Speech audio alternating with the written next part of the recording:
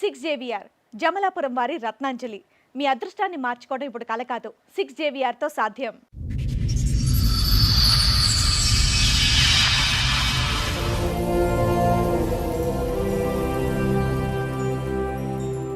Madam నేను ఎంతవరకు ఎందుకు వచ్చానంటే మేడం చిన్న ప్రాబ్లం కాదు వల్ల రాలేదు మేడం, నేను చాలా పెద్ద ప్రాబ్లం వల్ల వచ్చాను మేడం.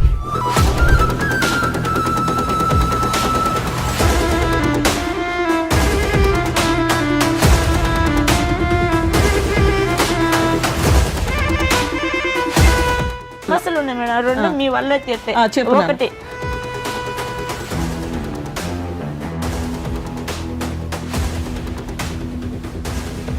రెండోది వచ్చేసి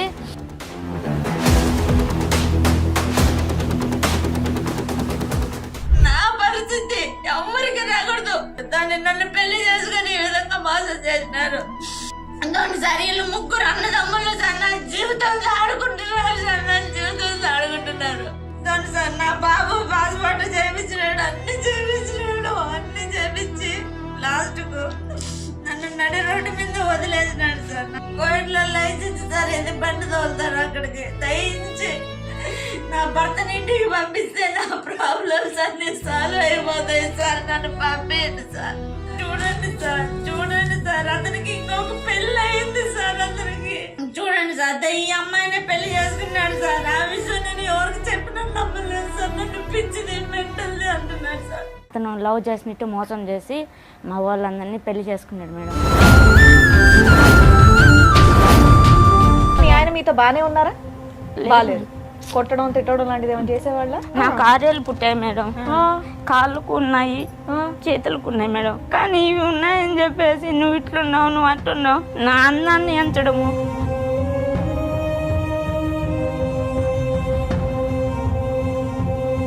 మా పెద్ద బావకు పెళ్ళి అయిపోయి కూడా పిల్లకాయలు లేక నాకే బిడ్డను గడియమని నన్ను అడిగాడు మేడం.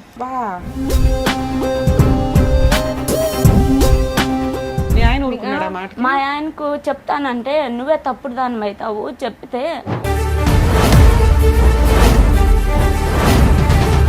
మీ బావ ఎప్పుడైనా బలవంతం చేశాడు? ఇట్లా కప్పేసి బాబా పీక్ మీద కత్తి పెట్టేసి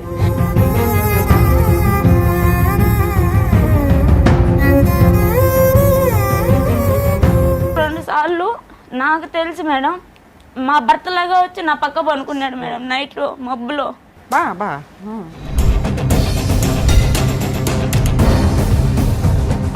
ఆ ఫ్లాట్లో ఉన్నోళ్ళు కూడా భర్తతో సంసారం చేస్తుంది, బావతో కూడా మళ్ళీ ఉంది, ఇద్దరు మొగుళ్ళతో సంసారం చేస్తుంది అని చాలా అసహ్యంగా మాట్లాడుకున్నారు సార్.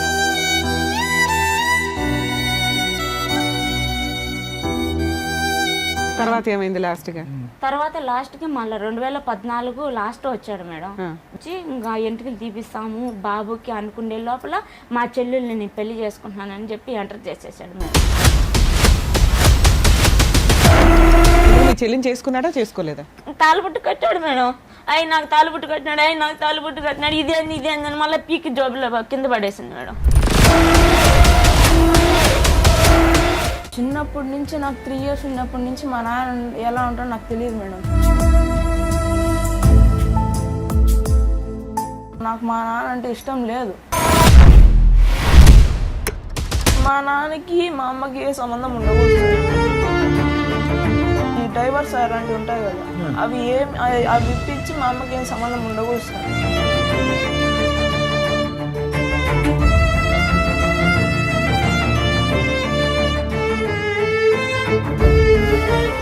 ఈ కార్యక్రమంలో మనతో పాటు ఉన్నారు ప్రముఖ హైకోర్టు అడ్వకేట్ రమ్యాకుల గారు.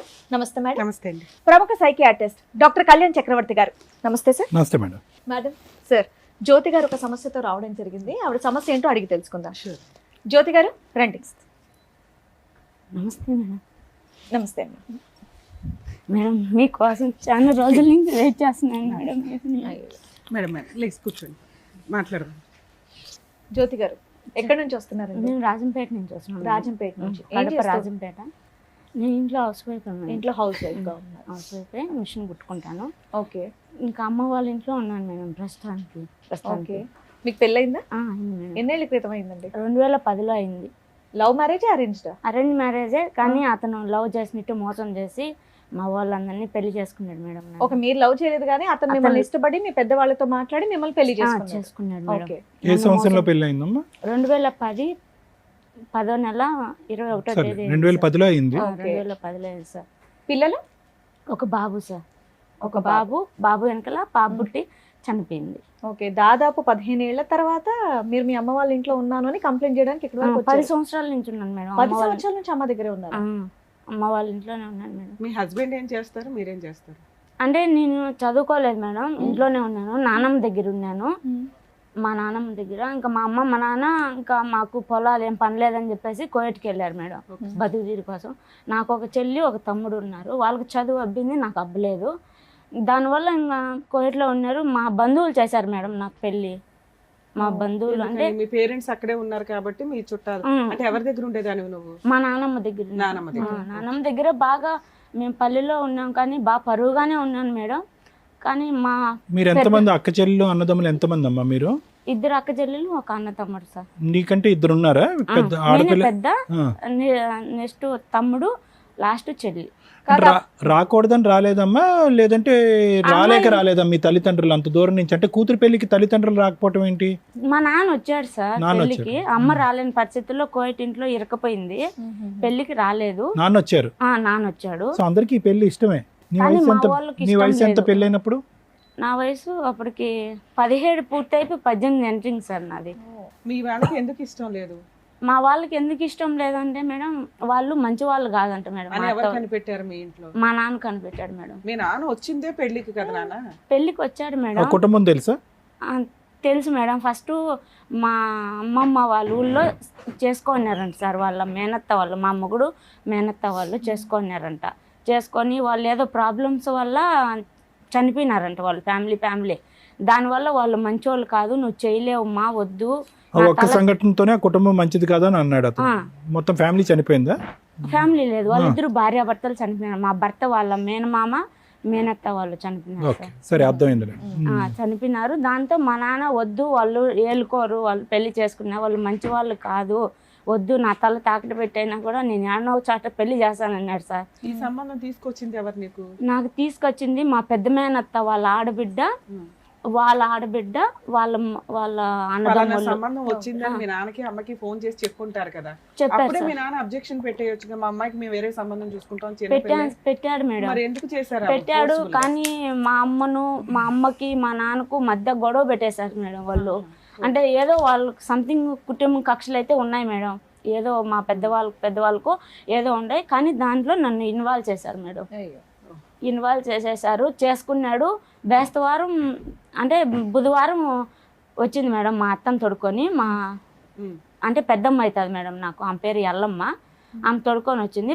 మా అత్త వాళ్ళు బుధవారం వచ్చిపోయినాడు. బేస్తవారము మళ్ళీ మా భర్తను తొడుకొని వచ్చింది. మళ్ళీ బేస్తవారం నిశ్చితార్థం, మళ్ళీ బేస్తవారం పెళ్లి చేసుకున్నాడు. పెళ్ళి 9 రోజులకి వెళ్ళిపోయినాడు మేడం కోయట్కి. ఆయన కూడా కువైట్ లోనే ఉంటాడా? కోయట్కి వెళ్ళిపోయాడు మేడం. అతను వాళ్ళు మాకేం బంధువులు ఏం కాదు మేడం, మాకు చాలా అసలు సంబంధమే లేదు. ఏం చేసేవాడమ్మా మీ ఆయన పెళ్ళైన కొత్తలో కువైట్ లో? అక్కడ కోయట్ లో ఎప్పటి నుంచో ఉన్నాడు. ఏం పని చేసేవాడు? డ్రైవర్ అంట sir. Driver. Company visa, plastic సామాన్లు అన్ని తిని పడేసేటి అవి ఉంటాయి కదా సార్, అన్ని షాప్. పెళ్ళైన 9వ రోజుకి వెళ్ళిన వ్యక్తి మళ్ళీ ఎప్పుడు వచ్చాడమ్మా నీ జీవితం? మళ్ళీ రాలేదు సార్. మళ్ళీ నన్నే కోయట్ కి సంవత్సరానికి తీసుకున్నాడు సార్. నువ్వు వెళ్ళావా? మళ్ళీ అక్కడికి సంబంధమే కువైట్ లో ఉన్నప్పుడు మీ అమ్మ నాన్న అక్కడ కూడా అబ్బాయిని పలకరించి ఉండొచ్చు కదా, అందరూ ఒకే చాట ఏ సండేనో కలవచ్చు కదా, బాబు ఇట్లా మరి మా అమ్మాయిని బాగా చూసుకుంటావా ఇది కాదని ఆయన అక్కడ మాట్లాడవచ్చు కదా. మాట్లాడలేదు మేడం, ఇక్కడ ఇంటి దగ్గరే వీళ్ళే మాట్లాడినారు మేడం. సరే, పెళ్ళైనాక అబ్బాయి అనటం ఏంటంటే నేను కువైట్ వెళ్ళిపోతాను, నీకు వీసా పాస్పోర్ట్స్ ఇవన్నీ వేసి తీసుకెళ్తాను అన్నాడు. ఒక 1 year కి తీసుకెళ్ళాడు. అక్కడ ఎవరెవరు ఉండేవాళ్ళు? అక్కడ నన్ను తీసుకున్నాడు. నన్ను తీసుకున్న తర్వాత మా బావ వాళ్ళు 2 ఉన్నారు. ఒక బావ వచ్చిపోతా ఉన్నాడు, ఒక బావ ఎక్కువ మా దగ్గర ఉండి డ్యూటీకి వెళ్తా ఉన్నాడు. ఇంకా వాళ్ళే ఉన్నారు మేడం. మీ బావకి పెళ్ళయిందా? మా బావ పెద్ద బావకు పెళ్ళి అయిపోయి కూడా పిల్లకాయలు లేక అక్కడ వాతావరణంకి పుడతారని వచ్చి, అతను వాతావరణంకి పుట్టారో లేదో దేవుడు ఎరుగు, కానీ నాకే బిడ్డను గడియమని నన్ను అడిగారు మేడం. నన్నే బిడ్డను గడియమని అడిగారు మేడం. అసహ్యంగా మాట్లాడారు అక్కడ? అవును మేడం. అమ్మ నాన్న ఉన్నారు, కంప్లైంట్ ఇవ్వకపోయేట్లేదు, అసహ్యంగా మాట్లాడారు. నా పెళ్ళప్పటి నుంచి నేను ఇంకా వాళ్ళ మాట నేను చేసుకున్నానని చెప్పేసి ఆ బుద్ధుడి నుంచి ఈ బుద్ధుడి వరకు నన్ను మీ పేరెంట్స్ పట్టించుకో పట్టించుకోవట్లేదు మేడం. కదమ్మా, ఇక్కడ నువ్వు అన్న మాట కొంచెం ఇబ్బందికరంగా ఉంది. మీ బావతో నిన్ను పిల్లని కనమన్నారా, లేకపోతే మిమ్మల్ని పిల్లలు కానీ ఒక పిల్లని ఎక్స్ట్రా ఇమ్మన్నారా? బావతోనే బా బావతోనే మేడం. మీ ఆయన ఊరుకున్నాడా మాట? మా ఆయనకు చెప్తానంటే నువ్వే తప్పుడు దాని అవుతావు, చెప్తే నా మాట వింటాడు మా తమ్ముడు. నేను ఎట్ట చెప్తే అట్టే వింటాడు మా మీరు తమ్ముడు. చెప్పారా లేదా ఇంతకీ ఇలా అన్నా సరే మీ ఆయనతో? నేను చెప్పలేదు మేడం. మీ మా ఆయన ఆయన అక్కడ ప్రవర్తన తీసుకెళ్ళాక మీ ఆయన మీతో బానే ఉన్నారా? లేదు. బాలేదు. కొట్టడం తిట్టడం లాంటిది ఏమైనా చేసేవాళ్ళ? అంతే. ఆ భయం ఆరేళ్ళు చెప్పలేదా? ఉన్నాయి నాకు, ఆరేళ్ళు పుట్టాయి మేడం. కాళ్ళకు ఉన్నాయి, చేతులకు ఉన్నాయి మేడం. అవి పుట్టడం నా తప్ప మేడం? అది చెప్పండి. పెళ్లిలోనే చూస్తుంటారు కదమ్మా. నేను ఇష్టపడే ఏమన్నా చేసుకున్నారు దాచిపెట్టుకుంటే దాగేటి కాదు కదా మేడం. కానీ ఇవి ఉన్నాయని చెప్పేసి నువ్వు ఇట్లున్నావు, నువ్వు అట్లున్నావు, నా అన్నాన్ని ఎంచడము, నన్ను ఎత్తి పొడవడమే తప్ప ఇంకా అతనికి నా మీద ప్రేమ లేదు మేడం. భార్య భర్తలుగా మేము ఏ రోజు సంతోషంగా ఉండింది లేదు మేడం. స్టార్టింగ్ మీరు ఏమన్నారు? మీ ఆయన మిమ్మల్ని ఇష్టపడ్డారు కాబట్టి మీ ఇంట్లో వాళ్ళతో అది మాట్లాడి నాటకం మేడం. ఇందుకు నాటకం ఆడాల్సిన అవసరం ఉంది? కట్నం ఏమన్నా మీరు భారీగా ఇచ్చారా? భారీగా అంటే నేను ఇంట్లో మా నాన్న వాళ్ళకు 3 కుటుంబాలకు పెద్ద కూతుర్ని నేను. మా నాన్న వాళ్ళు 3 అన్నదమ్ములు, అందరూ బాగా కోయట్లో ఉన్నారు. వీళ్ళు బాగా పరుగుల ఫ్యామిలీ, బాగా దండిగా తెస్తుంది, అందరూ కట్నం పెడతారని చెప్పేసి చేసుకున్నారు మేడం నన్ను. మా చిన్నాన్న వాళ్ళని అడగమన్నాడు మా నాన్న వాళ్ళ తమ్ముళ్ళని, ఒక్కొక్కరి దగ్గర 10 తులాలు బంగారు అడిగి పెట్టించుకో, ఏం నీకు ఆ హక్కు లేదా పెట్టేదానికి? పెట్టించుకో, నువ్వు పెట్టుకోకుండా ఎలా? ఎంతకాలం ఉన్నావు తల్లి కువైట్ లో? 2 ఏళ్ళు ఉన్నాను మేడం. 2 సంవత్సరాలు. ఈ 2 సంవత్సరాల్లో మీ బావ చేస్తున్న హెరాస్మెంట్ ని నువ్వు మీ ఆయనకి చెప్పలేదా? చెప్పలేదు మేడం. ఎప్పుడైనా మీ బావ బలవంతం చేశాడా? మేడం మీ బావ ఎప్పుడైనా బలవంతం చేశాడా? చాలా టార్చర్ పెట్టాడు మేడం. టార్చర్ పెట్ట మీరు, బలంతం పెట్ట మీరు. అమ్మ బలంతం చేసి తప్పుగా ఏమైనా ప్రవర్తించాడా? 1-2 సార్లు నాకు తెలిసి మేడం మా భర్తలాగా వచ్చి నా పక్క పనుకున్నాడు మేడం. నైట్ లో మబ్బులో. అంటే అదేంటమ్మా, ఒకే ఇంట్లో ఉండేవారు అందరూ? ఒక రూమ్ లో మేడం, ఒక రూమ్ లో అందరూ మధ్యలో చెక్క కొట్టేసింటారు. ఒక హాలు, ఒక మంచం పడుతుంది, మంచం అంత ప్లేస్. మళ్ళీ ఒకసారి చెప్పమ్మా, నాకు అర్థం కాలేదు. ఒక రూమ్ లో ఒక చెక్క కొట్టినటువంటి గదుల్లో ఉన్నారు మేడం. నువ్వు, మా భర్త ఉన్నాడు, భర్త, నా బాబు ఉన్నాడు. బాబు పుట్టున్నాడు. బాబు అప్పటికే పుట్టేశాడు. 11 నెలలు అప్పటికి. ఇతను ఎక్కడ ఉండేవాడు? ఇతను మీ బావ మా దగ్గరే ఉండేవాడు సార్. సో అతను మొత్తం 4 ఉండేవారు. 4 ఉండేవాడు. వాళ్ళ ఆవిడ ఎక్కడ ఉండేది? వాళ్ళ ఆవిడ మళ్ళీ తీసుకున్నాడు మేడం ఇంటి దగ్గర నుంచి. మళ్ళీ నేను సో ఎప్పుడు పడుకోవటానికి అవకాశం ఏంటమ్మా? అంటే ఇతను డ్రైవింగ్ కి పోయినప్పుడా? డ్రైవింగ్కి పోయినప్పుడు కాదు సార్, ఇతను తెల్లారుజామున 3 గంటలకు 4 గంటలకు లేచి ఫ్రెండ్స్తో క్రికెట్ ఆడను, ఏదో ఇంకా సంథింగ్ ఆడిన పోతాడు సార్. నువ్వు లెక్క ముందే వెళ్ళిపోయాడు. బాబు వచ్చేసి 1-2 వరకు నిద్రపోయేది లేదు సార్. బాబు డబ్బా పాలు బాబుకి, నా పాలు లేదు. సో మీకు కూడా చాలా మత్తు నిద్రలో ఉండేవారు. మత్తు ఇంకా నిద్రపోతే మెలకమే ఉండేది లేదు సార్. బాబుతో నాకు అప్పుడు ఇతను వచ్చి పక్కన పడుకునేవాడు. 2 సార్లు పనుకున్నాడు సార్. 2 సార్లు పనుకొని అది కనుక్కొని నేను కొట్టి, ఆ ఫ్లాట్ లో ఉన్న వాళ్ళు కూడా భర్తతో సంసారం చేస్తుంది, బావతో కూడా మళ్ళీ ఉంది, 2 మొగుళ్ళతో సంసారం చేస్తుంది అని చాలా విగ్రహంగా మాట్లాడుకున్నారు సార్. ఆ బిల్డింగ్ లో ఉన్న వాళ్ళు, ఆ బిల్డింగ్ లో ఉన్న వాళ్ళు. ఇంత రూమ్ ఉంటుంది, ఇంత రూమ్ లో 2 ఫ్యామిలీలు. మీ ఆయన బుద్ధి లేదమ్మా? ఇట్లా మా ఆవిడని ఇబ్బంది పెడుతున్నాడు, మా బ్రదర్ని బయటికి పంపించేద్దాం ఎప్పుడు అనుకోలేదు ఆయన? నేను మా భర్త ముందర ఒకలాగా ఉంటారు మేడం. కానీ నువ్వు చెప్పింది నమ్మాలిగా తల్లి. నిన్ను కాపాడుకోవాల్సింది మీ ఆయన.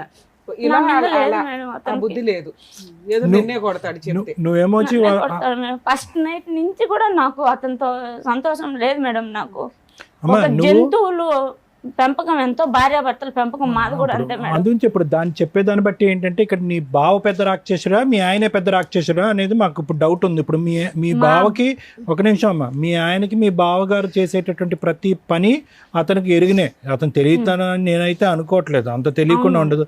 ఎందుకంటే అతను తిరిగి క్రికెట్ మ్యాచ్ నుంచో ఎక్కడి నుంచో తిరిగి వచ్చాక నువ్వు మొహం ఇలా పెట్టడం, అలా పెట్టడం, మూడీగా పెట్టడం పెడతావు. ఉంటాడు అతను ఎలాగా ఉన్నాయి? నీ మొహంలో బాధ అయితే నీ భర్తకు తెలుస్తుంది కదా, ఎందుకు అలా ఉన్నావు అని ఒక మాట్లాడతాడు కదా. ఎందుకు అలా ఉన్నావు, నన్ను కొడతాడు. నోట్లో మాట కనీసం ఏ రోజు అడిగినోడు కాదు సార్ నన్ను. ఏమి ఏదైనా కష్టం ఉంటే నా కష్టం ఇదే అని చెప్తే వినే పరిస్థితిలో కూడా ఉండడు. ఏదన్నా ఎప్పుడన్నా చెప్తే ఏదో నిన్నే కొడతాడు. దానికి భయపడి నువ్వు ఈయన ఎంత చేస్తున్నా ఏం చెప్పేదాన్ని కాదు. ఉండలేక ఇక్కడేమో అమ్మా నాన్న సపోర్ట్ చేయరు, ఇక్కడేమో భర్త సపోర్ట్ చేయడు. ఈ 2 తెలిసి వీడేమో మృగం లాగా నీ మీద మధ్య మధ్యలో ట్రైల్ అయితే వేస్తూ ఉన్నాడు. ఎప్పుడైనా ఏమైనా చేశాడా, లేకపోతే తెలియదు మేడం, దేవుడికే తెలియాలన్నా. ఎంత నిద్రపోయినా ఏమన్నా కలుస్తుంటే తెలుస్తుంది కదమ్మా ఫిజికల్ గా. అతను మా భర్త లాగానే 2 సార్లు ప్రవర్తించాడు మేడం. దానివల్ల నేను సరే. కనుక్కున్నాను మేడం. నువ్వు చెప్తూ అమ్మా, మీరు చెప్పేది నిజంగా నమ్మసక్యంగా లేదు, మీరేమనుకోవద్దు. ఎంత ఆ నిద్ర మాత్రం తెలియకుండా ఎందుకుంటుందమ్మా? ఒక పసిపిల్ల తల్లి అనుకో, పసిపిల్లడు కదులుతున్నాడా పక్క వెళ్తున్నాడా మినిమం సెన్సెస్ అనేవి ఉంటాయి ఎవరికైనా కనుక్కోలే సరే. మేడం నేను మళ్ళా. అరే ఆ మాత్రం తెలియకుండా ఎలా ఉంటది? భలే చెప్తున్నావే. సో నీ ఉద్దేశం ఏంటంటే కలిశాడు బలవంతంగా, నా పర్మిషన్ అది లేకుండా? దేవుడు తెలియదు. తెలియదు. నన్ను చెప్పకు, పిల్లోడు ఉన్నాడు కదా నీకు, అట్లా చేశాడు అంతవరకు ట్రై చేశాడు అనేది నీకు తెలిసినంత వరకు. ఓకే వదిలే, ఇదంతా కంటిన్యూ సరే, చేశాడు. మీరు అక్కడే ఉన్నా అన్నారు కదా, మరి డెలివరీలు ఇవన్నీ ఏంటి మీరు ఒక్కరే చూసుకున్నారా? అక్కడే ఉన్నాను మేడం. మా అత్త చూసింది మేడం డెలివరీకి. మీ అత్త కూడా అక్కడే ఉంటుందా? మా మేనత్త చూసింది. నాకు సో బాబు అక్కడే పుట్టాడమ్మా?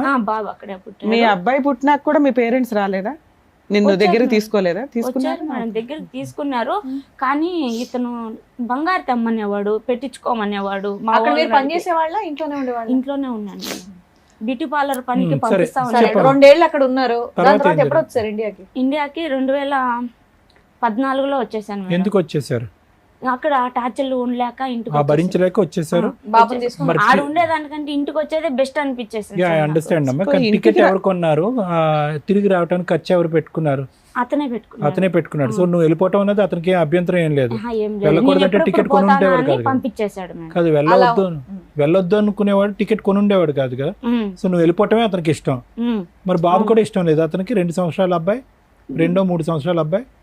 కరెక్ట్ గా 2 సంవత్సరాలు 16 నెలలకు ఎత్తుకొచ్చినాను సార్. బాబుకి 16 నెలలు ఉన్నప్పుడు ఎత్తుకొని వచ్చాను. మళ్ళీ ఇంటికి వచ్చినప్పటి నుంచి మళ్ళీ పట్టించుకోలేదు సార్. సరే కాదమ్మా, బాబు మరి పెళ్ళైన తర్వాత 9 రోజులకే అక్కడికి రప్పించేసాడని చెప్పేసి అన్నారు కదా మీరు. ఇక్కడి నుంచి వెళ్ళిపోయాడు మేడం, ఇంటి దగ్గర ఆయన నుంచి. రప్పించాల్సిన అవసరం ఉండేది కాదు కదా, మీరంటే ఇష్టం ఉంటే. నన్ను మళ్ళీ తీసుకున్నాడు మేడం చూపుకి. అందరూ మా వాళ్ళల్లో మంచిదానికి. ఇప్పుడు ప్రజెంట్ ఏం జరుగుతుందంటే అందరూ నాన్న, నువ్వు మంచిగా అక్కడి నుంచి వచ్చేటప్పుడు గొడవతో నీతో విడిపోతున్నాను అని చెప్పి వచ్చి ఉండకపోవచ్చు, అంతే? మంచిగా పంపించాడు. మంచిగానే, నువ్వు మంచిగానే వచ్చావు, అతను అతను మంచిగానే పంపించాడు. ఇక్కడికి వచ్చినాక ఆమె ముందు ఆ సంఖ్యలలో నుంచి బయటకు వస్తే చాలరా బాబా అని నువ్వు లౌక్యంగా ఇండియా వచ్చావు, అంతేనా? ఓకే, ఎందుకంటే ఆయన దగ్గరుండి గొడవ పడినాక ఎవడో టికెట్లు కొండవు, నువ్వు ఎడపోతావు అంటాడు. నేను అతను ఇట్లా భర్తకు చెప్పుకోలేక ఇటు బావగారితో, అందులో మళ్ళీ మా తోడుకోడాలు వచ్చేసింది తీసుకొని. సరే, మీ అమ్మ నాన్న అక్కడే ఉన్నారుగా, అక్కడే ఉండి అక్కడే ఏదైనా పని చేసుకుంటూ ఉండొచ్చు. ఇండియాలో ఎవరున్నారు నాన్న నీకు? అమ్మ కోయట్ ఇంట్లో ఉంటది మేడం. అమ్మ సంపాదించలేదే మా తమ్ముడికి మాకు ఇల్లు గడవదు మేడం మాకు. అవును నాన్న. నాన్న ఉన్నాడు కదా, పోనీ మీ పిన్ని మేనత్ ఉంది, వాళ్ళంతా ఉన్నారు కదా, అక్కడే ఉండొచ్చుగా నువ్వు కూడా. అక్కడ వాళ్ళు ఉంటే ఎప్పుడు నీ వాళ్ళు అని ఏదో ఒక రకంగా టార్చర్ మేడం. నాకైతే ఏ రోజు సుఖం లేదు మేడం. ఇండియా వచ్చేస్తేనే సేఫ్ అనుకున్నావు నువ్వు, అక్కడ ఉండడం కంటే. ఓకే, వచ్చేసి ఇక్కడ ఏం చేసావు? ఇక్కడికి వచ్చాను మేడం, అత్త వాళ్ళ ఇంటికి వెళ్దాం అనుకున్నాను. అక్కడికి వెళ్తే ఇంకొక బావ తాగి కొడతాడు మేడం నన్ను. బాగా తాగి కొట్టేవాడు. అసలు ఉన్నావా ఎప్పుడైనా అత్తగారి ఇంట్లో? మరి లేనప్పుడు కొడతాడని ఎలా ఉన్నాను చెప్తాను మేడం కొద్ది రోజులు. ఆ 2 రోజుల్లోనే 2 సార్లు 3 సార్లు కొట్టాడు మేడం. ఇంట్లోకి వెళ్ళగానే కొట్టేస్తారు ఎవరైనా? కొట్టాడు మేడం. 8 లక్షలు డబ్బు తీసుకున్నాడు. 8 లక్షలు డబ్బు తీసుకున్నాడంట మేడం మా భర్త ఆయన దగ్గర. నిన్ను ఎందుకు కొట్టడం? వాళ్ళ తమ్ముడే కొట్టుకుంటే సరిపోతుంది. లేదంటే నిన్ను కొట్టాలని చెప్పి తాగి అతను ఎట్టంటే అట్ట మాట్లాడి కొట్టాడు మేడం. ఆ డబ్బులు పోలీస్ స్టేషన్ కి వెళ్ళి కంప్లైంట్ ఇవ్వలేదు? ఇచ్చాను మేడం. ఇచ్చితే పోలీస్ స్టేషన్ లో టౌన్ పోలీస్ స్టేషన్ లో ఇచ్చాను మేడం.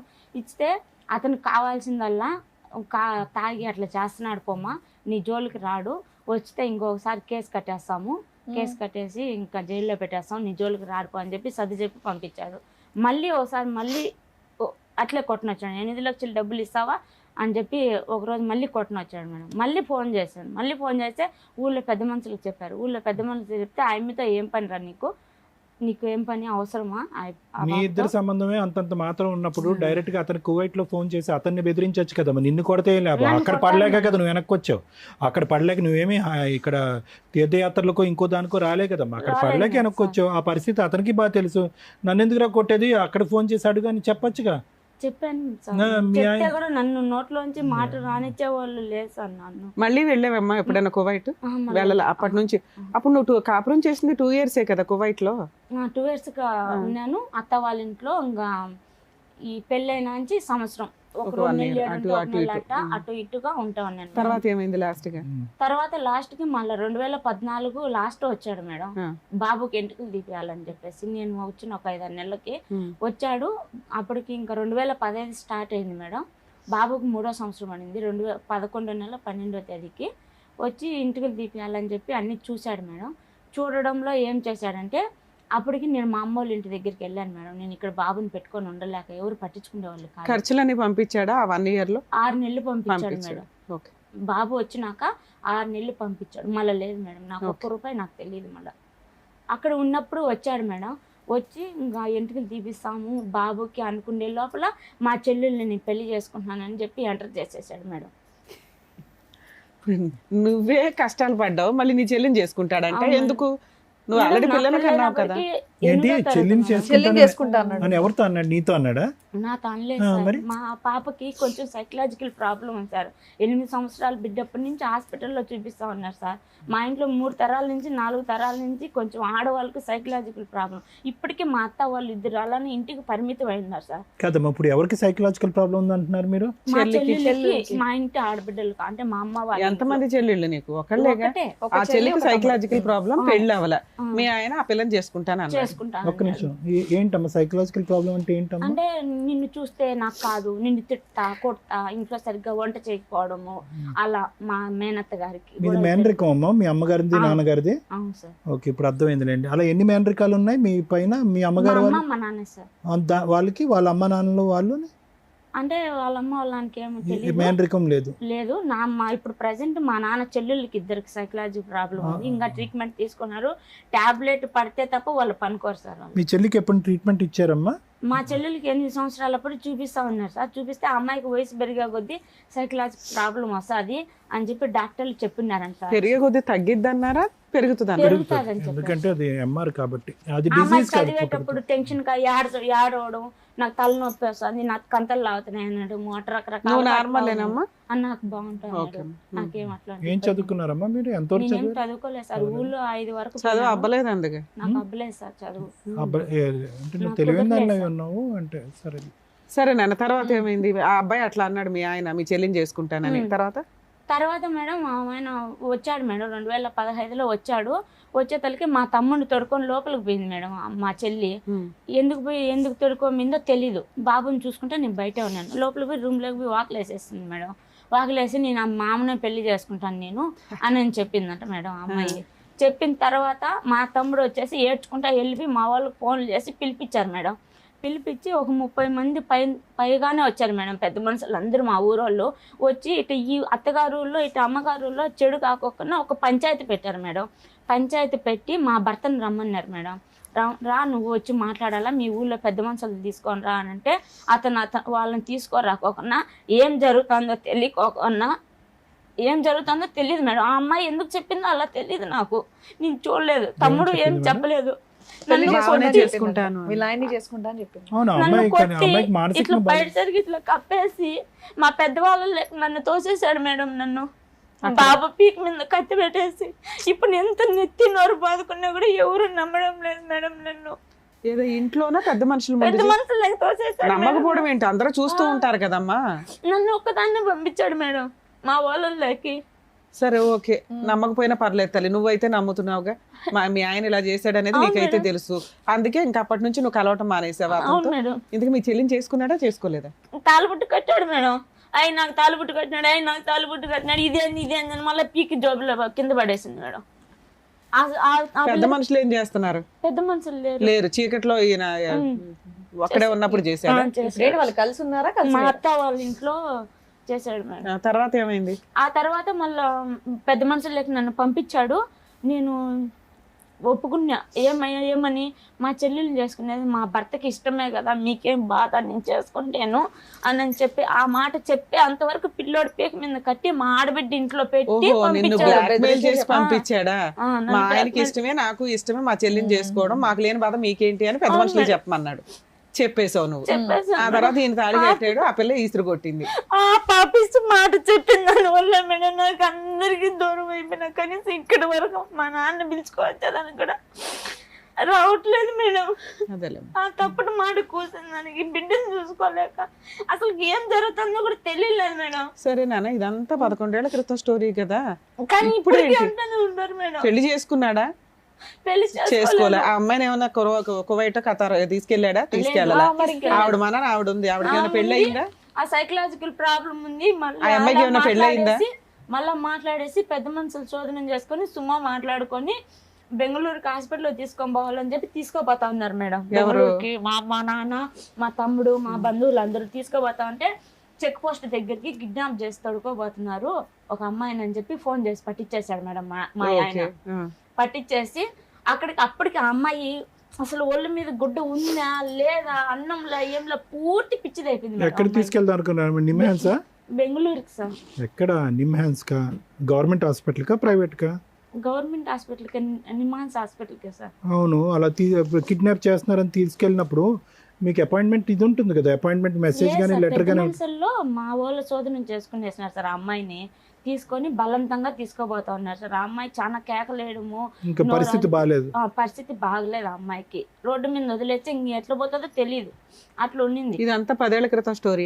కరెక్ట్ గా 2015లో జరిగింది. 2010లో జరిగింది. చెక్ పోస్ట్ కాడికి అమ్మాయికి ట్రీట్మెంట్ ఇప్పించలా, అయిపోయింది అక్కడితో. తర్వాత మా ఆయన పోలీసు వాళ్ళకి డబ్బులు ఇచ్చి, లేడీ కానిస్టేబుల్ డబ్బులు ఇచ్చి కుక్కలకు రక్తం పోసినట్టుగా కొట్టించాడు మేడం అమ్మాయిని. మామను పెళ్లి చేసుకుంటాను అని అంటాంది, కావాలని కోపట్టింది అమ్మాయికి అని. మీ ఆయనకి ఇష్టమే కదమ్మా అమ్మాయిని చేసుకోవటం మేడం. బాబు మీద పీక మీద కత్తి పెట్టి చేసుకుంటా అని చెప్పి అతను తప్పించుకునేదానికి అలా చేశాడు మేడం. నీ గొడవ తప్పించుకోవడానికే? నా గొడవ కాదు మేడం. అమ్మాయికి నా పెళ్ళప్పటికి 13 సంవత్సరాలు మేడం. 13 సంవత్సరాలు పాపప్పుడు మా ఇంటికి వచ్చినాడు మేడం పెళ్లి చేసుకుని. అతను మల్లెబెల్లికి వస్తారు కదా, అప్పుడు ఈ అమ్మాయి స్నానం చేస్తా ఉన్నిందంట మేడం బాత్రూమ్ లో. ఏం చెప్తున్నావు నీకు అర్థం అవుతుందా? అన్ని కలిపి చెప్తున్నానా? నువ్వు చెప్పిందే మళ్ళీ నువ్వు రివర్స్ వేరేగా చెప్తున్నావు. సరే చెప్పండి, ఎందుకు కొట్టించాడమ్మా? ఎందుకు కొట్టించాడు? బాత్రూమ్ లో పెళ్లి చేసుకుంటాను అంది అని కొట్టించాడంట. నన్ను ఎవరు నువ్వు పెళ్లి చేసుకోవడానికి? ఫస్ట్ టైం బాబు ఫస్ట్ ఏం చెప్పానా? కత్తి పెట్టి లోపలికి వెళ్ళి పెద్ద మనుషుల్లో అలా ఒప్పించేశాడు మేడం. అవును, అప్పుడు నువ్వు వచ్చి చెప్పొచ్చు కదా, మా ఆయన చేసుకుంటాను అన్నాడు, తాళి కట్టాడు, మా చెల్లి పీకేసింది, అవతల పడేసింది అని చెప్పొచ్చుగా. మళ్ళీ నాకు తెలియకోకుండా మళ్ళీ పోలీస్ స్టేషన్ ఈ రకంగా పంచాయతీ ఏం పేరమ్మా? మీ పేరు? జ్యోతి సార్. ఎందుకు వచ్చారు ఈ రోజు మీరు? ఫస్ట్ అది చెప్పండి, దాన్ని బట్టి వెనక్కి వెళ్తారు. కానీ ఇంకా 2015లోనే ఉన్నాం, అరగంట బట్టి. ఎందుకు వచ్చారు ఈ రోజు? సార్ నాకు మా భర్త అప్పుల్లో ఇరికిచ్చేసారు సార్. మా చెల్లి మాట ఎత్తుతున్నారు సార్. నువ్వు విడిగిపోయావు కదా, విడిపోతే ఆయన అప్పులకి నీకేం సంబంధం? నువ్వేం కేసులు వేయలేదా? ఏం కేసులు వేసావు చెప్పు? వేసావు. ఇంకా అది పట్టించుకోవడం లేదు, జరగడం లేదు మేడం. మళ్ళీ కంప్లైంట్ ఇచ్చాను. మెయింటెనెన్స్ కేసు వేసావా? పిల్లడికి నీకు మెయింటెనెన్స్ కావాలని ఏమి ఆయన పంపిస్తున్నాడా డబ్బులు? డబ్బులు పంపించకపోతే ఎలా బతుకుతున్నావు నువ్వు? మా అమ్మోళ్ళ ఇంట్లోనే ఉన్నా మేడం. అమ్మే అప్పులు ఏంటమ్మా? ఒక ఫైనాన్షియల్ అప్పులు ఏంటమ్మా? ఎవరు చేసిన అప్పులు ఎందుకని? సార్ ఈ రోజు ఎందుకమ్మా ఇక్కడికి వచ్చావంటే మా ఆయన అప్పుల్లో నన్ను ఇరికించాడు అని అంటున్నావు. డబ్బులు ఇవ్వనోడు నిన్ను అప్పుల్లో ఎలా ఇరికించాడు? అప్పుల్లో సార్ అంటే నేను ఒక్కొక్కటి విడివిడిగా చెప్తాను సార్, అన్ని కలిపి చెప్తే కన్ఫ్యూజ్ అయిపోతున్నాను నేను. అప్పుల్లో అంటే సార్ 2014లో ఇంటికి వచ్చాడు కదా సార్, అప్పుడు భూమి కొన్నాడు సార్. భూమి కొని నా బంగారు 12 తులాలు బంగారం ఉంది సార్, బ్యాంకులో పెట్టి భూమి కొన్నాడు సార్. భూమి కొని ఎవరి పేరు మీద పెట్టాడు? అది అతని పేరు మీద కొన్నాడు, మళ్ళీ నా పేరు మీదకి రాపిచ్చాడు సార్ కోయిట్ పెట్టేటప్పుడు. అవి పాస్బుక్లు అవన్నీ తాకట్టు పెట్టించాడు అనమాట. అప్పులు ఎక్కువైపోయినాయని చెప్పేసి తాకట్టు పెట్టించేసి ఈ గొడవలు జరిగినాయి సార్. 2015లో వెళ్ళిపోయినాడు. వెళ్ళిపోయి ఏం జరిగినాయో నాకు తెలియదు సార్. నాకు ఒక మ్యాజిక్ లాగా అన్ని చేసేసాడు సార్ మా భర్త. ఎంత డబ్బులు అప్పు చేసాడమ్మా? తాకట్టు పెట్టి ఎంత తీసుకున్నాడు డబ్బులు? నా బంగారు పెట్టి 1,00,000 రూపాయలు తీసుకున్నాడు. ఒకసాట బ్యాంకులో వచ్చి మళ్ళీ ఇంకోసాట 50,000 తీసుకున్నాడు. తీసుకుని 12 తులాల బంగారు ఒకే చోట పెట్టలేదు సార్, 2 విధాలుగా పెట్టాడు. తీసుకున్నాడు. అవి ఉన్నాయి సార్ నా దగ్గర కూడా. ఓవరాల్ గా మీ ఆయనకి ఎంత అప్పులు ఉన్నాయి? నిన్ను ఎవరు అడుగుతున్నారు? ఆ అప్పులు తెమ్మని కాడ తెచ్చి ఇమ్మని కాడ ఇచ్చాను మేడం. భూమి మీద నువ్వే సంతకాలు పెట్టి తీసుకున్నావా? పెట్టాను మేడం. ఓవరాల్ గా ఎంత అప్పులు ఉన్నాయి నీకు? 10 పైనే ఉన్నాయి మేడం. 10 లక్షల దాకా. ఇక్కడికి ఎందుకు వచ్చావు? ఇక్కడికి ఎందుకు వచ్చానంటే మేడం, నాకు అప్పులు ఎక్కడున్నా నన్ను నా బిడ్డను ఎవరు అడగకూడదు, అది క్లోజ్ కావాలి మేడం. నా బాబుని ఇబ్బంది పెడుతున్నాడు, స్కూల్ కాడికి పోయి బాబుని పట్టుకొని కిడ్నాప్ చేసేస్తే ఎవరంటున్నారు? అప్పులు వాళ్ళు సార్. అప్పుడు వాళ్ళ అమ్మ వచ్చి కడతాది, వాళ్ళ అమ్మ నీతో పాటు ఎవరైనా వచ్చారా ఇక్కడ మాట్లాడడానికి? నాతో పాటు. నీ పేరు మీద భూమి ఉందన్నావు కదా ఇప్పుడు, మరి అమ్మేసి కట్టేయచ్చు కదా. అది వేరే వాళ్ళు పెట్టేస్తున్నాడు, అన్ని చిక్కులు ఇరికిచ్చేస్తున్నాడు మేడం. అప్పు నెంబర్ 1 అది. అప్పు నెంబర్ 2 ఏంటి? అప్పు నెంబర్ 2 అంటే ఇంకా ఊళ్ళో ఇల్లు స్థలం ఉంది సార్ మా బావ వాళ్ళది. ఊళ్ళు ఇల్లు స్థలం ఉంటే 4 అన్నదమ్ముళ్ళు, మా భాగం మా మధ్య. అక్కర్లేదమ్మా. నెంబర్ 2 అప్పు ఏంటో చెప్పండి. అప్పులు తీర్చే వేదిక కాదు ఇది, అర్థమైందా? మీరు ఇక్కడ అప్పులు తీర్చరు. నాకే బోల్డెన్ అప్పులు ఉన్నాయి. అవన్నీ కాదు, ఇక్కడ అప్పులు తీరుస్తారని కాదు. నీ భర్తతో నీకేమన్నా సమస్య ఉందా? ఫైనాన్షియల్ ఆస్పెక్ట్ ఇక్కడ ఏమీ చేయమమ్మా. ఆ ఆశతో, ఆ కోరికతో, ఆలోచనతో వచ్చుంటే కనుక వచ్చిన దారినే మీరు వెళ్ళొచ్చు. అలా అయితే కొన్ని లక్షల మంది వస్తారు. నాకు 10 లక్షల అప్పు ఉంది, 20 లక్షల అప్పు ఉంది, పద్మవ్యూహంలో లెక్క తీరుస్తారంటే అని వస్తారు. దాని గురించి కాదు. నీ భర్త దగ్గర నుంచి నీకేమన్నా అన్యాయం ఉందా? మీ కుటుంబ సభ్యుల దగ్గర నుంచి మేము ఏమన్నా అన్యాయం ఉందా? అప్పు ఎలా తీర్చాలన్నది మీరు బయటకు వెళ్ళి లెక్క తేల్చుకోండి. ఆ లెక్కలు ఇక్కడ చెప్పకండి. కానీ నాన్న, నీకు ఇంత అన్యాయం జరిగితే నువ్వు న్యాయం కోసం వేయాల్సిన కేసులు ఎందుకు వేయలేదు ఇప్పటిదాకా? నాకు తెలిసినంత వరకు ఆ ఒక్క కేసు వేసాను మేడం. అదే ముందుకు అవునా? వెళ్ళలేదు. ఇప్పుడు మా ఎపిసోడ్ లో చూస్తాము అనేది నువ్వు అర్థమైపోయింది దీన్ని బట్టి. ఎందుకంటే ఇక్కడ ఏదో న్యాయం జరిగిద్దని వచ్చావు అంటే మా ఎపిసోడ్లు అన్ని చూస్తున్నట్లే. అవును మేడం. లీగల్ గా ఎలా ఉంటది, ఏం కేసులు వేసుకోవాలి, మీ ఆయన దగ్గర నుంచి ఆ డబ్బులు ఎట్లా వసూలు చేసుకోవాలి, ఉచిత న్యాయ సహాయం చేసే ప్లేసులు ఎక్కడ, ఇవన్నీ నేను మాక్సిమం ఎపిసోడ్లో చెప్తూనే ఉన్నా. అలా ఎందుకు మీరు ప్రయత్నించలేదు? ప్రయత్నించాను మేడం. ఇప్పుడు కూడా ఒకటి కంప్లైంట్ అర్జీ ఇచ్చున్నాను మేడం స్టేషన్ లో. నువ్వు ఓన్లీ పోలీస్ స్టేషన్ కేసే ఇస్తున్నావు. ఇస్తున్నా. ఈచ్ కేసు యొక్క ఒక్క నిమిషం నాన్న, ఈచ్ కేసు యొక్క పవర్స్ వేరు. నీ అప్పు తీరాలి అంటే దానికి వేయాల్సిన కేసు వేరే. ఓకేనా? అది ఏ అడ్వకేట్ ని కలిసినా చెప్తారు కదా నాన్న. మేడం నేను ఎంతవరకు ఎందుకు వచ్చానంటే మేడం, చిన్న ప్రాబ్లం కాదు వల్ల రాలేదు మేడం. నేను చాలా పెద్ద ప్రాబ్లం వల్ల వచ్చాను మేడం. మా చెల్లెల విషయంలో ఏ తప్పు లేదు మేడం. ఆ అమ్మాయికి హెల్త్ ప్రాబ్లమ్స్ మేడం. కాబట్టి నా దగ్గర పేపర్లు ఉన్నాయి. 2 నెలలు కుక్క కంటే ఈనంగా పన్నాను మేడం నేను హాస్పిటల్. పిల్లోడు చదువుకుంటున్నాడా? ఇల్లు ఎలా గడుస్తుంది నీకు? అమ్మాయి మేడం, నేను మిషన్ కుట్టుకుంటా. ఒక కన్ను మా చెల్లి మీద ఎలా, ఒక కన్ను నా బిడ్డ మీద వేసి చూసుకొని. మీ చెల్లి బాధ్యత నీకెందుకమ్మా? నీ చెల్లి బాధ్యత నీకెందుకు? మీ తమ్ముడు ఏం చేస్తున్నాడు? తమ్ముడు ఉన్నారు కానీ అమ్మాయికి హెల్త్ ఇప్పుడు ప్రాబ్లం. ఎంత అమ్మాయి వయసు ఎంత? ఇప్పుడు 26-27 ట్రీట్మెంట్ నడుస్తుందమ్మా? నడుస్తుంది సార్. రిహాబిలిటేషన్ యూనిట్లో ఎప్పుడన్నా పెట్టారా? మెంటల్ హెల్త్ అసైలంలో ఎప్పుడన్నా పెట్టారా? అదేమో తెలియదు సార్. నా దగ్గర అయితే పేపర్లు మందులు వాడుతుందా? వాడుతుంది సార్. ఇప్పుడు స్థిమితంగానే ఉందా తను? అవును సార్. లేదంటే అక్కడ ఏమైనా రిహాబిలిటేషన్ సెంటర్లో నేను రికమెండ్ చేసి పెట్టించమంటారా? ఇప్పుడు ఒకటమ్మా, ఒక పక్క నుంచి నేను అబ్బాయిని చూసుకోవాలి, ఇంకో పక్క నుంచి చెల్లిని చూసుకోవాలి అంటే కనుక ఈరోజు అది చాలా కష్టసాధ్యం. నీ కొడుకు మీరు తేరుకుని బయటపడటానికి ప్రయత్నం చేయండి. మీ కాళ్ళ మీద మీరు నిలబడండి. ఆ అమ్మాయికి ఏదన్నా మానసిక పరిస్థితి బాగాలేదు, మీ లోకల్ ఏరియాలో రిహాబిలిటేషన్ సెంటర్లో పెట్టుకుని కంటిన్యూస్గా నీమే బరువు లేకుండా అమ్మాయికి ట్రీట్మెంట్ ఇప్పించాలంటే మీ ఏరియాలో నాకు చాలామంది తెలుసు. ఆ ఏర్పాటు నేను చేస్తా. ఆ సమస్య గురించి ఇక్కడ మీరు ముడిపెట్టకండి. ఇప్పుడు మీరు ఏ సమస్య గురించి వచ్చారో అనేది చాలా క్లియర్ కట్గా మాట్లాడుకోవాలి. ఫస్ట్ ఓపెనింగ్ ఏమన్నారు? ఏమండి నాకు ఇన్ని అప్పులు ఉన్నాయండి, ఒక్క అప్పు వాడు కూడా నా మీదకి రాకూడదంటే అప్పు తీసుకున్నవాడు మీదకి ఎందుకు రాడమ్మా? వస్తున్నారు సార్. మరి వాడు వస్తున్నారు. కుటుంబాన్ని పోషించాలి. నీ భర్త మాటలు విని ఎలా మోసపోయారు మీరు? అది క్లారిటీ ఇవ్వండి నాకు మీ ఒక్కసారి. తమ్ముడు ఏం చేస్తున్నాడమ్మా? అమ్మా, ఫస్ట్ ఆఫ్ ఆల్ అక్కడికి వెళ్ళాక మీ ఆయన ఫస్ట్ డే నుంచే అసలు మీరు ఎప్పుడు సుఖంగా లేరు, ఎప్పుడు కొడతాడు నా మాట విన్నప్పుడు, అలాంటి 4 ఏళ్ల తర్వాత ఒక చిన్న పిల్లాడు ఉన్నప్పుడు ఆయన పెట్టమన్న చోట సంతకాలు ఎందుకు పెట్టావు? నువ్వేమన్నావు? నాకంతా బానే ఉందండి, నేను నార్మల్ గా ఉన్నాను, నేను కరెక్ట్ గా ఉన్నాను. మరి ఆ మాత్రం జ్ఞానం లేదా? అక్కడ దుబాయ్ తీసుకెళ్లి నిన్ను నానా హింసలు పెట్టారు. మరి అలాంటి వాళ్ళ మీద నమ్మకంతో ఎలా పెట్టావు? భూమి కొన్నాను బాబుకు మనకే కదా అని చెప్పి అలా అమ్మ ఆశ ఏమన్నా అన్నాడు. నీ పెళ్లి అయ్యే టైంకి నీకు 16 సంవత్సరాలు, నువ్వు సంతకం పెట్టే టైంకి నీకు 21 సంవత్సరాలు. 21 సంవత్సరాల పాటు 5 సంవత్సరాల పాటు నరక యాతన అనుభవించాను. మెడపట్టుకుని బయటకు గెంటేశాడు. అక్కడ బావ కరెక్ట్గా లేదు, భర్త కరెక్ట్గా లేడు, కొడుకు అనేటటువంటి జ్ఞానం కూడా లేకుండా టికెట్ కొని వెనక్కి పంపించండి. ఎలా నమ్ముతావు? ఇప్పుడు నీ మాట మమ్మల్ని ఎలా నమ్మంటావు? నీ మాట మమ్మల్ని ఎలా నమ్మంటావు? కొడుకు గురించే అని అన్నావు. పోనీ అది ఒక ఎత్తు. రెండోది, మూడోది, నాలుగోది, 4 అప్పులు చెప్తున్నావు నువ్వు. 4 భారీ స్థాయి అప్పులు, 10 లక్షలు. అప్పు ఇచ్చినోడు నా మీదకి రాకూడదండి, వాడికి మీరు ఏమైనా వార్నింగ్ అంటే మేము అలా చేయవమ్మా. అప్పు ఇచ్చినోడు వాడు కడుపుమంట వాడు చెప్పడా? వాడు బాధపడ్డా? చెప్తారు. ఫైనల్గా సంతకాలు పెట్టి ఎవరు మీడియేషన్ ద్వారా అప్పులు చేయబడి నేను ఎవరు బలవంతం చేసి ఎవరు అప్పులు తీసుకోలే కదా. ప్రతి చోట నీ సంతకం ఉండుంటది, ప్రతి చోట నువ్వు పెట్టినటువంటి తాకట్టు ఉంటుంది. అదే సార్ నేను చేసిన తప్పు. పెళ్ళైన తర్వాత ఇదేంటి?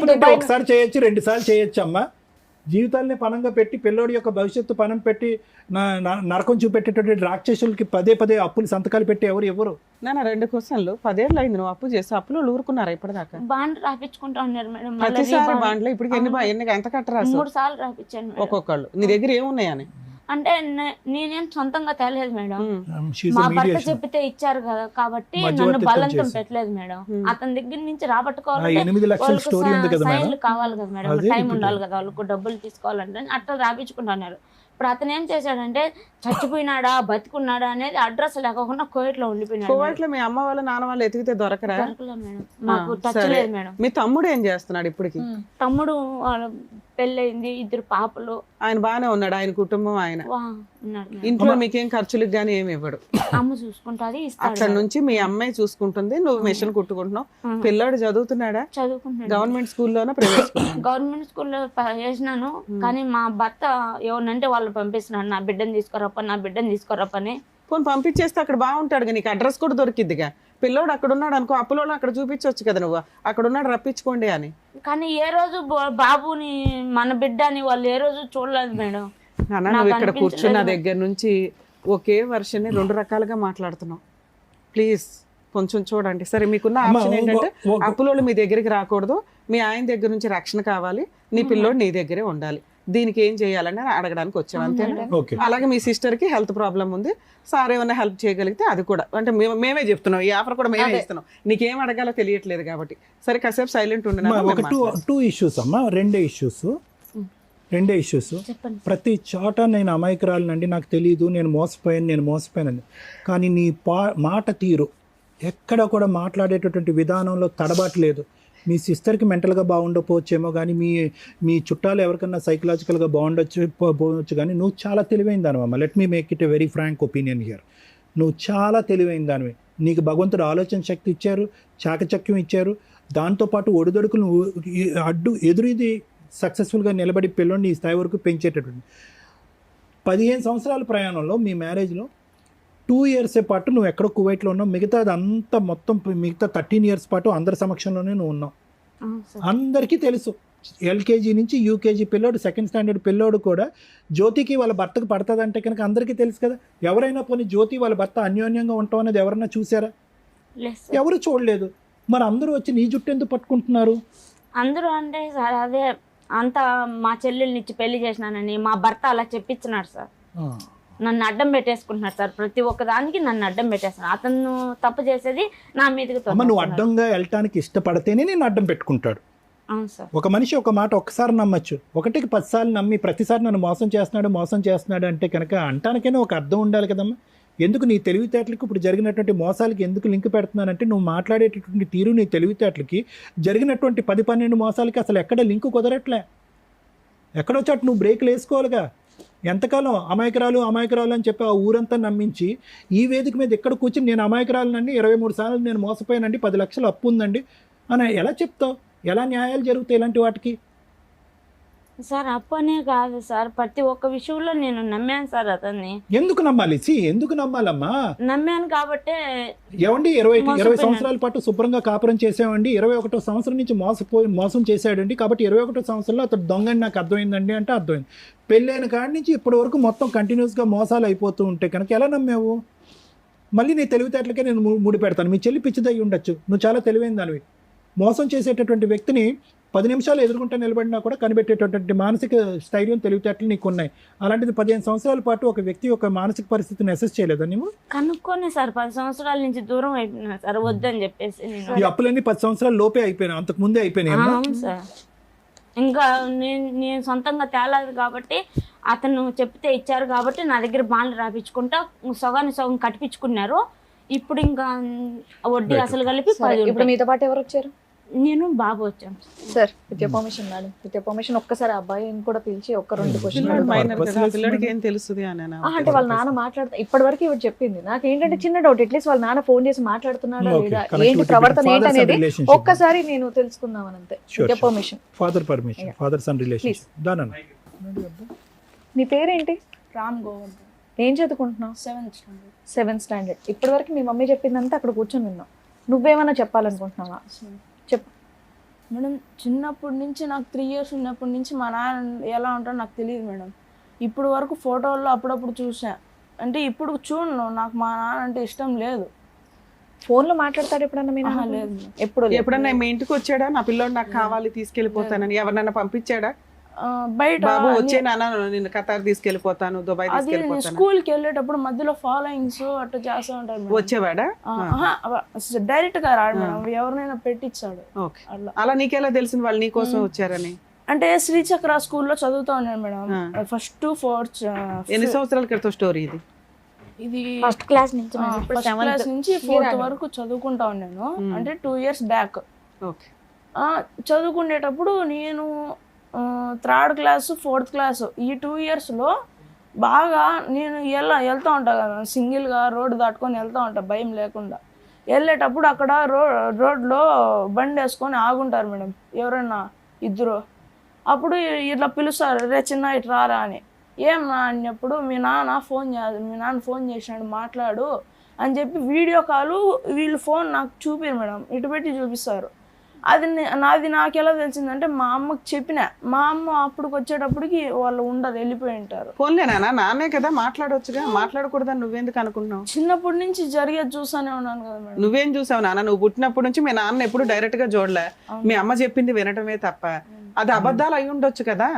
మీ ఇంట్లో మీ పిన్న ఒకటి ఉంది, మీ అమ్మ కూడా అలాగేనేమో అమాయకురాలేమో అని నువ్వెందుకు అనుకోలే? అంటే నేను లేకుండా నాన్నతో మాట్లాడొద్దు నా అమ్మ ఎప్పుడన్నా చెప్పిందా? చెప్పలేదు సార్. మరి ఒకసారి మాట్లాడి ఉండాల్సింది. మీ నాన్న నీతో ఎలా మాట్లాడతాడో నీకు తెలిసి ఉండేదిగా. మాట్లాడడం అంటే ఫస్ట్ లో ఒకసారి మాట్లాడినా మేడం, ఫస్ట్ స్టార్టింగ్ లో. సరే ఓకే మాట్లాడలేదు. దానికంటే ఇంపార్టెంట్ పాయింట్, నీకు ఇప్పుడు 7వ తరగతి అంటే నీకు 12 సంవత్సరాలు నాన్న. Simple question. 13 8 ఉండాలా? ఈ కరోనా వచ్చినప్పుడు ఒక ఇయర్ స్కిప్ అయిందా? సరే పర్లేదు నాన్న, నువ్వు తెలివైన చాలా సక్సెస్ఫుల్ అవుతావు లైఫ్లో. ఈ ఆలోచనలో అన్నిటిలోంచి బయటపడితే చాలా సక్సెస్. నీకు ఒకటే ప్రశ్న. మా అమ్మ కూడా చెప్తా ఉంటా సార్, నేను ఇలాంటి ఆలోచనలు ఏం పెట్టుకోవద్దు, వదిలేయి మా వచ్చినప్పుడు చూసుకుందాము అని చెప్తా ఉంటారు సార్. అన్ని వదిలేయగలదురా నాన్న. అమ్మ అప్పు ఎలా వదిలేస్తుంది? అప్పు ఎవరు కడుతుంది? అమ్మ గుడ్డిగా పెట్టినటువంటి సంతకాల వల్ల ఆ భారం అంతా ఇప్పుడు నెత్తిమే పడి అది కాస్త నీమే ప్రభావం పడి చిన్నపిల్లడు నువ్వు ఏడ్చే పరిస్థితికి వచ్చింది నాన్న. 6 years అప్పుడు నీ మెడ మీద ఎవరన్నా కత్తి పెట్టడం అనేది నీకు గుర్తుందా? బాబు మెడ మీద కత్తి పెట్టినప్పుడు బాబు 3 సంవత్సరాలు బాబు 3 years అమ్మా. సో మీ నాన్నతో ఒక్కసారి కూడా ఫోన్లో మాట్లాడటం కానీ చూడలేదు? నేను మీ నాన్నతో మాట్లాడిస్తాం, మాట్లాడతావా? మాట్లాడవా? మీ నాన్నతో కలుస్తావా? కలవా? మీ నాన్న మంచిగా మారాను నువ్వు కావాలని వస్తాడు నీ దగ్గరికి, వెళ్తావా? మీ అమ్మ వెళ్తే వెళ్తావా? మీ అమ్మ కలుస్తుంటానన్నా వెళ్ళవా? నన్ను నువ్వు ఈరోజు సూపర్ డైలాగ్ ఏమని చెప్పే తెలుసా? మంచి మాట, అసలు నాకే అసలు మైండ్ బ్లోయింగ్. ఏమని చెప్పే తెలుసా? అమ్మ ఈ గొడవంతా ఎందుకమ్మా, వదిలే అమ్మ, మన ఇద్దరం సుఖంగా ఉందాం, నువ్వు టైలరింగ్ చేసుకుని నువ్వు కష్టపడుతున్నావు, నేను చదువుకుంటున్నాను, హ్యాపీగా ఉన్నదాన్ని నువ్వు మాట అన్నావు చూడు, నువ్వు హీరోరా, నిజంగా హీరో. మీ అమ్మలో ఉన్న ప్రాబ్లం ఏంటో ఒక్కసారి మాకు చెప్తావా? అమ్మ బాధపడుతుంది, అమ్మ కష్టాల్లో ఉంది కాదనట్లేదు. పిన్నిని చూసుకోవాలి, నిన్ను చూసుకోవాలి. పిన్ని కూడా మానసికంగా బాగాలేదు, పిన్నిని నేను అడ్మిట్ చేయిస్తాను, పిన్నిని బాగా చూసుకునేటట్టు ఉంటాను. ఇక మీ ఇద్దరు ఒకరినొకరు చూసుకోవాలి. కానీ మీ అమ్మ ఎలా మారాలనేది నాకు ఒక్కసారి చెప్పు. మా అమ్మ అంటే సార్ మా నాన్నకి మా అమ్మకి ఏ సంబంధం ఉండకూడదు సార్, అసలు ఉండకూడదు. అంటే ఈ డైవర్స్ అలాంటివి ఉంటాయి కదా, అవి ఇప్పించి మా అమ్మకి ఏం సంబంధం ఉండకూడదు సార్. నీకు నాన్నొద్దు, అమ్మకి భర్త కూడా ఉండకూడదు. మేమిద్దరము ఎలాంటి సమస్య లేకుండా బాగా ఉంటే హ్యాపీగా ఉండాలి. ఇక్కడ సమస్య మీ అమ్మ నాన్న, నీకు తెలుసా ఆ సంగతి కదా? ఇంకొంచెం పెద్దోడు అవ్వాలి, నీకు విషయాలు తెలియాలి. 13 ఏళ్ళ అబ్బాయి వచ్చి very bad, very sad and bad, very sad. జాగ్రత్త, నువ్వైతే బాగా చదువుకో. సార్ మీరు విన్నారు కదా సార్, మీరేమంటారు? అమ్మ డివోర్స్ పేపర్ కూడా ఉందా? సంతకా డివోర్స్ లేదా? అక్కడి వరకు వెళ్ళలేదా వ్యవహారం? అంటే 498 ఒకటే వేశారు సార్, అది పోలీస్ స్టేషన్ కాబట్టి, అది 2018లో వేసింది. బాబు పేరు ఏంటమ్మా? రామ్ గోవర్ధన్ సార్. ఏంటమ్మా పిల్లోడు తెలుసా? వాడు చాకువాడు, వాడు వదిలేసేవాడు, హీరో అయిపోతాడు, నడిపిస్తాడు వాడు. వాడిని కరెక్ట్ వాతావరణం ఈ ఆడికి ప్రపంచాన్ని నడిపిస్తాడు వాడు. నన్ను వాడిని చదివించాలంటే నాకు ఇప్పటి నుంచే చాలా భయం. నేను అన్నాను కదా నువ్వు తెలివైందని అన్నావు కదా, నీ కొడుకు కూడా చాలా తెలివైనవాడు, ఇద్దరు చాలా తెలివైన వాళ్ళు. 4 సంవత్సరాలు బిడ్డప్పటి నుంచి నల్లుతానే ఉన్నాడు సార్ బాబు ప్రతి ఒక్క విషయంలో. అమ్మ జ్యోతి, ఇక్కడ ఇష్యూ అనేది చాలా సింపుల్ అమ్మ. Okay, simple in the sense that అర్థం చేసుకోవటానికి సింపుల్, అనుభవించడానికి చాలా కష్టం. నీ స్థానంలో కూర్చుని బయట పెట్టడం అనేది ఇంకా కష్టం, వాడి స్థానంలో కూర్చుని ఏంద్రా ఈ గోళ అని అనుకోవటం ఇంకా కష్టం. చిన్నపిల్లోడు వాడు ఇక్కడ కూర్చుని రామ్ గోవర్ధన్ ఈరోజు పరీక్ష పోయిందని ఏడవట్లేదు, టీచర్ ఏడిపించిందని ఏడవట్లేదు, ఫ్రెండ్స్ కొట్టారని ఏడవట్లేదు, ఈ డబ్బులు లేవని ఏడవట్లేదు. వాడు ఎందుకు ఏడుస్తున్నాడు ఈరోజు? ఏంది సార్ ఈ చిక్కుముడి సమస్య? పుట్టేరుగు నాకు 12 సంవత్సరాలు 13 సంవత్సరాలు. ఏంటి దరిద్రం? చాలామంది తండ్రి కావాలి, అమ్మకు ఒక భర్త కావాలి, ఒక మగదిక్కు కావాలనుకుంటారు. నేను వద్దు అనుకుంటేనే నా జీవితంలో 12 సంవత్సరాలు గడిచిపోయినాయి సార్, ఏంటి సార్ ఈ బ్రతుకని చెప్పాడు ఇక్కడ కూర్చుని కంటతడి పెట్టుకుంటే. ఇంతకంటే కర్మ ఉందమ్మా. ఈరోజు ప్రపంచం అక్కర్లేదు, పద్మవ్యూహం అనేటటువంటి ఈ వేదిక అక్కర్లేదు. అసలు నువ్వు ఏం చెయ్యాలి అనేటటువంటి దానికి ఇక్కడ ఒక లాయర్ అయినా, ఒక డాక్టర్ అయినా, ఒక కౌన్సిలర్ అయినా, ఒక పెద్ద అయినా, ఒక దిక్కైనా, ఒక తల్లి అయినా, ఒక తండ్రి అయినా నీ కొడుకు చెప్పేస్తాడు నీ కౌన్సిలింగ్. నీ కొడుకు చెప్పేస్తాడు కౌన్సిలింగ్, ఏమీ అక్కర్లేదు, సింపుల్ లాజిక్ ఇక్కడ. అమ్మ బురద అంటుకుంది, కడుక్కుందాం. బురద అంటుకున్న చోట మళ్ళీ ఇంకా బురద అంటించుకుని ఇందాక నువ్వు అన్న మాట చూడు, ఆ మాటకి నేను ఒకటి చెప్పాను కదా సార్, నమ్మి మోసపోయాను అంటే ఎవరికైనా కూడా నమ్మి మోసపోవటం అనేటటువంటి మాట అనే హక్కు ఒకటి కానీ 2 సార్లు కానీ ఉంటుంది. 10-12 సంవత్సరాల పాటు నమ్మి మోసపోయాను అనేటటువంటి మాట అచ్చిరాదమ్మా. ఈరోజు ఎవరి జీవితం ఎవరు బ్రతుకులు తాకట్టు పెట్టో చెప్పు. నీ జీవితం ఎలాగే ఇలా అయ్యింది. ఈరోజు ఒక వ్యక్తి చేతిలో మోసపోయావు, ఈరోజు వాడి జీవితం, వాడి భవిష్యత్తు. ఈరోజు వాడు తండ్రి ఉందనుకోవాలా, తండ్రి లేడనుకోవాలా? నన్ను అదే అడుగుతాడు సార్. మీ వేళ్ళ మీద లెక్క పెట్టచ్చు. ఈ వేదిక మీద ఉన్నటువంటి నాకున్న అనుభవంతో కానీ, రమ్య మేడంకు ఉన్నటువంటి అనుభవం కానీ, శ్రీవాణి గారికి ఉండేటటువంటి ఆలోచనతో కానీ వేళ్ళ మీద లెక్క పెట్టచ్చు. ఎంతమంది పిల్లలు వచ్చి ఇక్కడ కూర్చుని మా అమ్మ నాన్నకి డివోర్స్ ఇప్పించి మా నాన్నతో ఎటువంటి సంబంధం లేనటువంటి వాతావరణం క్రియేట్ చేయండి సార్ అని ఎంతమంది అడిగారో చెప్పి ఇక్కడ ఉన్న వాళ్ళని అడుగు. ఎవరు అడగరు. ఒక 13 సంవత్సరాల పిల్లోడు వచ్చి ఈరోజు అది అడిగాడు అంటే కనుక 13 సంవత్సరాల పాటు వాడు ఎంత నరకం అనుభవించాడు అనేది మనకి ఇప్పుడు లెక్క తెలిసిపోతుంది. వాడికి తెలియనటువంటి వయసులో జరిగినటువంటి అన్యాయాలు, ఆ 2-3 సంవత్సరాలు కువైట్లో ఉన్నవి, అవి ఇంకా ఘోరాతి ఘోరం. వాడికి ఊహ తెలియదు కాబట్టి ఈరోజు నువ్వు చెప్తుంటే వాడు విన్నాడు. ఒకటమ్మా, ఈరోజు ఎదురుగా తండ్రి ఎదురుగుంటా ఉండి అదే ఊర్లో తండ్రి ఉంటే కనుక వీడు ఆ తండ్రిని ఏం చేసి ఉండేవాడో నాకు తెలియదు. కానీ ఈరోజు అతను అదృష్టమో నీ దురదృష్టమో నాకు తెలియదు, కానీ ఈరోజు అతను ఫిజికల్గా దూరం అయిపోయాడు తండ్రితో, మెంటల్గా తండ్రితో ఆడికి కనెక్టివిటీ లేదు. ఈరోజు తల్లి ఎదురుగుంటా ఉండి తల్లితో కనెక్టివిటీ లేదు. ఎదురుగుంటా కొడుకు ఎదుగుతున్నాడు, కానీ తల్లి ఒక మానసిక పరిస్థితిలో ఒక కొడుకుని చూసుకుని ఆస్వాదించి పెంచి పెద్ద చేసి వాడి తెలివితేటలని వాడి భవిష్యత్తుని తీర్చిదిద్దేటటువంటి మానసిక పరిస్థితిలో లేడు అంటే కనుక ఈరోజు వాడు ఒక్కడగా ఉన్న 2 తల్లిదండ్రులు ఉన్న అనాథవాడు. అర్థమైందమ్మా? అంటే నాకు 10 లక్షల గురించి లెక్క నాకు తెలియదమ్మా, 15 లక్షల గురించి కూడా నాకు తెలీదు. నీకు అది భారం అనిపిస్తుందేమో. ఈరోజు తెలివితేటలు ఉన్నాయి, కాళ్ళు చేతులు శుభ్రంగా పనిచేస్తున్నాయి. నువ్వు కష్టపడి ఉంటే కనుక ఈ పాటికి ఎన్ని లక్షలు సంపాదించి ఉండేది. లక్షలు కాకపోయినా కొంత వ్యవధిలో కొంతవరకు సంపాదించేవాడు. వాడు ఎక్కడ పడితే అక్కడ సంతకాలు పెట్టకుండా ఉండుంటే కనుక ఎన్ని బ్రతుకులు ఈరోజు కాపాడి ఉండేదానో తెలుసా? ఎన్ని భవిష్యత్తులు కాపాడి ఉండేదో తెలుసా? నువ్వు అది లేదు. నీ కష్టం మీద నిజంగా ఎవరికైనా ఆశ్చర్యం కలుగుతుందమ్మా. ఈ అమ్మాయి మాట తీరులో తెలివి ఉంది, ఆలోచనలో తెలివితేటలు ఉంది, ఎవరు వెనక ముందు లేరు. ఓకే, చెల్లి తన మీద డిపెండ్ అయ్యి ఉందంటే కొన్ని సంవత్సరాల పాటు చెల్లి నీ మీద డిపెండ్ అయ్యింది. చెల్లిని రీహాబిలిటేషన్ యూనిట్లలో తీసుకోవడానికి NGO ఆర్గనైజేషన్స్, సోషల్ ఆర్గనైజేషన్స్ చాలా ఉన్నాయి. ఈరోజు నీ కొడుకుని అలా పెట్టుకుని నువ్వు ఏదో ఉద్యోగం చేసుకుంటే కనుక ఈరోజు ఈ పరిస్థితికి చాలా వరకు ఒకటి ఉండేది. కానీ నువ్వేంటంటే రోజుకి 1000 రూపాయలు సంపాదించుకుంటాను సార్. నేను మిషన్ కొట్టి బ్యూటీ పార్లర్ పనిచేసి నాకు కొంచెం టచింగ్ ఉంది సార్ నాకు. కానీ ఈ సమస్యల వల్ల నేను చేసుకోలేకపోతున్నా. ఈ సమస్యలు ఒకటే తల్లి, నేను అంటే కనుక నీకు కోపం రావచ్చు. సమస్యలు ఉన్నాయిరా బాబు డాక్టరు అంటే కనుక లేవను నువ్వు అంటావేంట్రా బాబు నీకు అనిపించచ్చేమో, కానీ నా మాట కూడా 1 నిమిషం అంది. నీ 80 to 90% నీ ఎనర్జీ, నీ మానసిక పరమైనటువంటి ఎనర్జీ అంతా కూడా ఒక వ్యక్తి గురించి తాకట్టు పెట్టాను. ఆ వ్యక్తి మరి అంతే అంటారమ్మా. మెంటల్ కానీ మెంటల్ ఇది. అదేం మెంటలో నేను చెప్తా. మీ సిస్టర్కి ఒక సైకలాజికల్ ప్రాబ్లం ఉంది, దానికి బెంగళూరు ఎక్కడెక్కడికో వెళ్ళి ట్రీట్మెంట్ చేశారు. ఇది కూడా ఒక విధమైనటువంటి సైకలాజికల్ ప్రాబ్లమే. ఎటువంటి సైకలాజికల్ ప్రాబ్లం అంటే ఊరు వాడ జనము కొడుకు అందరూ కూడా మొత్తుకుని ఈ దరిద్రాన్ని ఇక్కడితో వదిలేసేయమ్మా, నీ కాయ కష్టం చేసి నువ్వు బతుకు, రూపాయి అప్పు తీర్చుకో, ఆ దరిద్రుని అలా వదిలేసేయి. వాడు ఎక్కడో కువైట్లో ఉన్నాడు, ఇక్కడున్న వాడినే ఉద్ధరించలేకపోతున్నారు, ఎక్కడో కువైట్లో ఉన్న వాళ్ళని నువ్వెలా ఉద్ధరిస్తావు? నీ వయసు హరించిపోతుంది, నీ ఆలోచన హరించిపోతుంది, కొడుకు భవిష్యత్తు హరించిపోతుంది అనేటటువంటి ఆలోచన 10 మంది చెప్పినా రానటువంటి ఒక వ్యక్తిని నలుగురు ఏమంటారమ్మా? మెంటల్ అనరా? ఇక్కడ నేను చెప్పేది ఒకటి సింపుల్ లాజిక్ అమ్మా. ఆడు ఎదిగిపోతున్నాడు, వాడికి 13, తర్వాత 15, తర్వాత 17, 18, తర్వాత వాడు అంటాడు, అరే నీకు ఎవరెవరు ఉన్నారా అంటే కనుక మా నాన్న కళ్ళెదురుగుంటా లేడు సార్, మా అమ్మ కళ్ళెదురుగుంటా ఉన్నా లేదు సార్ అంటాడు. చాలా మందికి మీ నాన్న ఏడున్నాడు అంటే మా నాన్న లేడు చనిపోయినాడు అంటారు.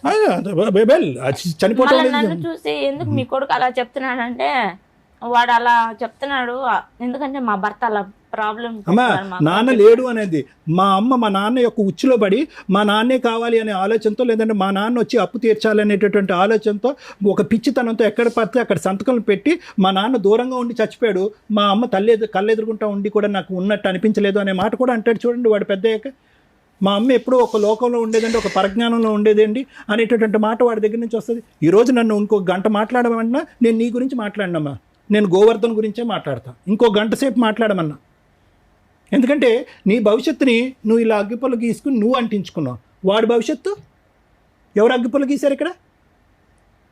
ఒక చిన్న పిల్లోడు ఇక్కడ కూర్చుని 13 సంవత్సరాల పిల్లోడు ఈరోజు కూర్చుని ఎవరో చనిపోయినట్టునో, ఒక గొప్ప ఎగ్జామ్లో ఫెయిల్ అయిపోయినట్టునో, భవిష్యత్తు అంతా సర్వనాశనం అయిపోయినట్టునో, లేదంటే సునామీ వచ్చినట్టుగానో వాడు ఏడుస్తున్నాడు ఈరోజు. ఏం కర్మ వాడికి? వెళ్ళిపోదాం పామ్మ, నువ్వు ఎక్కడికన్నా ఉంటాడు సార్. నన్ను ఎక్కడికి వెళ్ళిపోతారమ్మా? అంటే రాజంపేట వదిలిపెట్టేసి ఎక్కడికన్నా దూరంగా సరే వెళ్ళి విను, బతుకున్నాం జ్యోతి వినమ్మా, అంటున్నాడు. ఒకటే పాయింట్ అమ్మా, నేను ఒకే పాయింట్ చెప్తాను, నేను క్లోజ్ చేస్తాను. ఇప్పటికైనా ఈ వేదిక ద్వారా నీకు కొద్దిగా జ్ఞానం బుద్ధి వస్తే కనుక ఏడవకు, ఏడవలసినటువంటి అవసరం లేదు. బంగారమైనటువంటి కొడుకున్నాడు, బంగారమైనటువంటి భవిష్యత్తు ఉన్నాడు.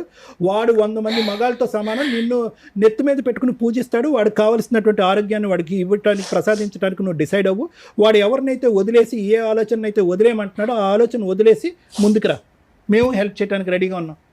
నేను మా చెల్లెల విషయంలో నన్ను సేవ చేయండి సార్, నాకు అదే పెద్ద అమ్మ, మీ చెల్లెల్ని లోకల్గా ఉండేటటువంటి అథారిటీస్తో కానీ, లేదంటే అక్కడ కడప జిల్లాలో కానీ, లేదంటే వేరే చోట కానీ నేను ఎన్జిఓ ఆర్గనైజేషన్స్తో మాట్లాడి ఆ అమ్మాయిని ఎవరైనా టేక్ ఓవర్ చేసుకుంటారేమో అని చెప్పి నేను అడుగుతా. కానీ ఫస్ట్ ఆఫ్ ఆల్ ఏంటంటే మెంటల్ రిటార్డేషన్ వేరే, మెంటల్ ఇల్నెస్ వేరు అమ్మ. అంటే వినండి ఒక్క నిమిషం అమ్మ.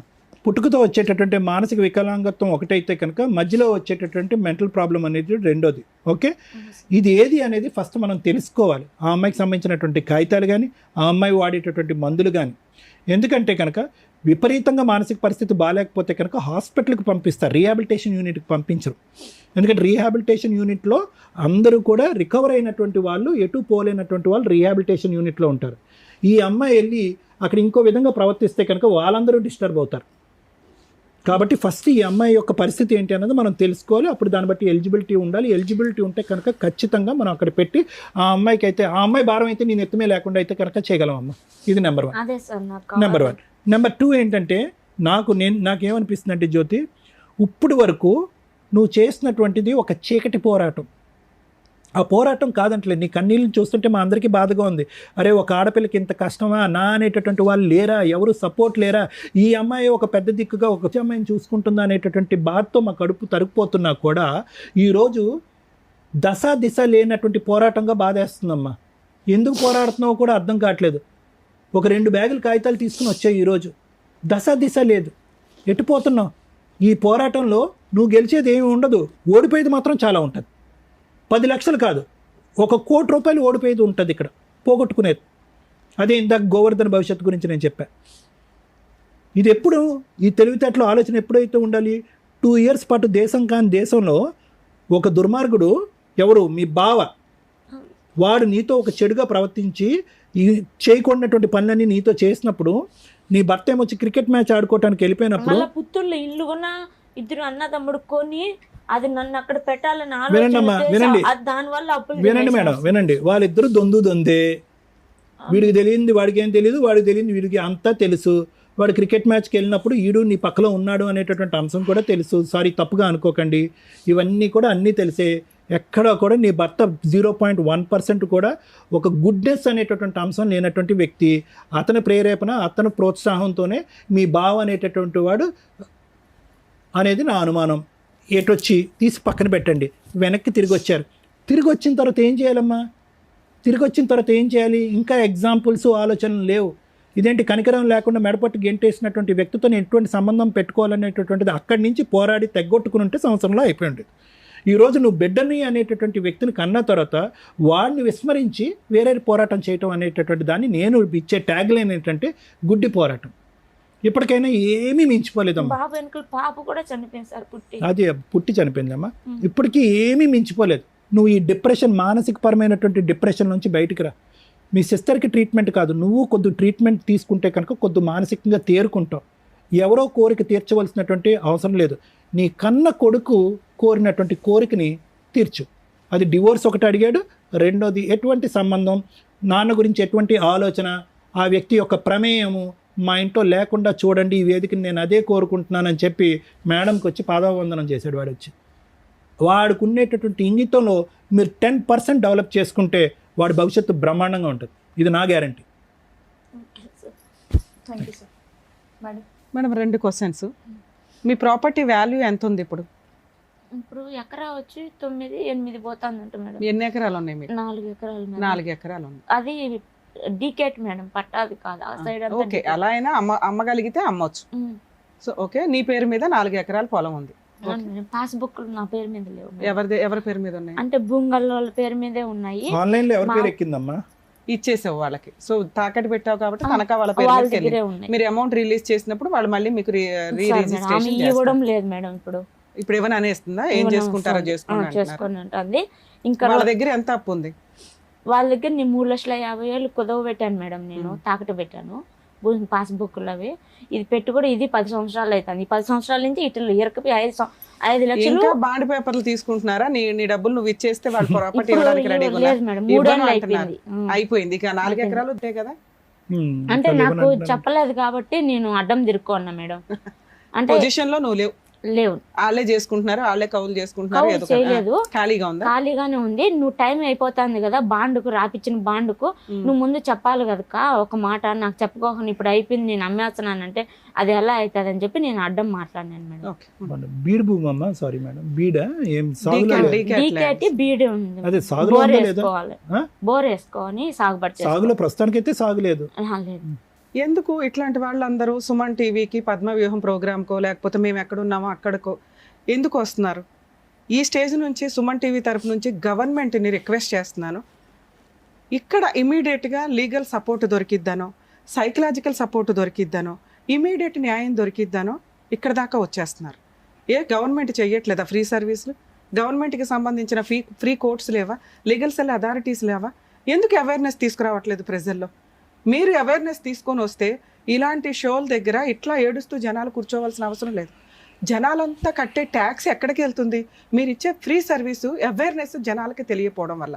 ఆ చేసేది ఎలా ఉంటుందంటే కనీసం ఆ అడ్వర్టైజ్మెంట్ ఏంటో కూడా జనాలకి తెలియట్లే. ఈ రోజుకు కొంత మేము అవేర్నెస్ తీసుకురాగలుగుతున్నాం. లీగల్ సెల్ అథారిటీ ఒకటి ఉంది, న్యాయం కోసం అక్కడికి వెళ్ళండి, మీకు ఫ్రీ అడ్వకేట్స్ని కూడా ప్రొవైడ్ చేస్తారు అని చెప్పుకునే పరిస్థితికి మా వంతు ప్రయత్నం మేము చేస్తున్నాం. గవర్నమెంట్ కూడా రిపీటెడ్గా ఈ రోజున సోషల్ మీడియా ప్రతి ఒక్కళ్ళు వాడుతున్నారండి. సగం జీవితం సోషల్ మీడియాలోనే ఉంది ప్రతి ఒక్కళ్ళకి. ఫోన్ లేకుండా మనిషి బతకట్లా.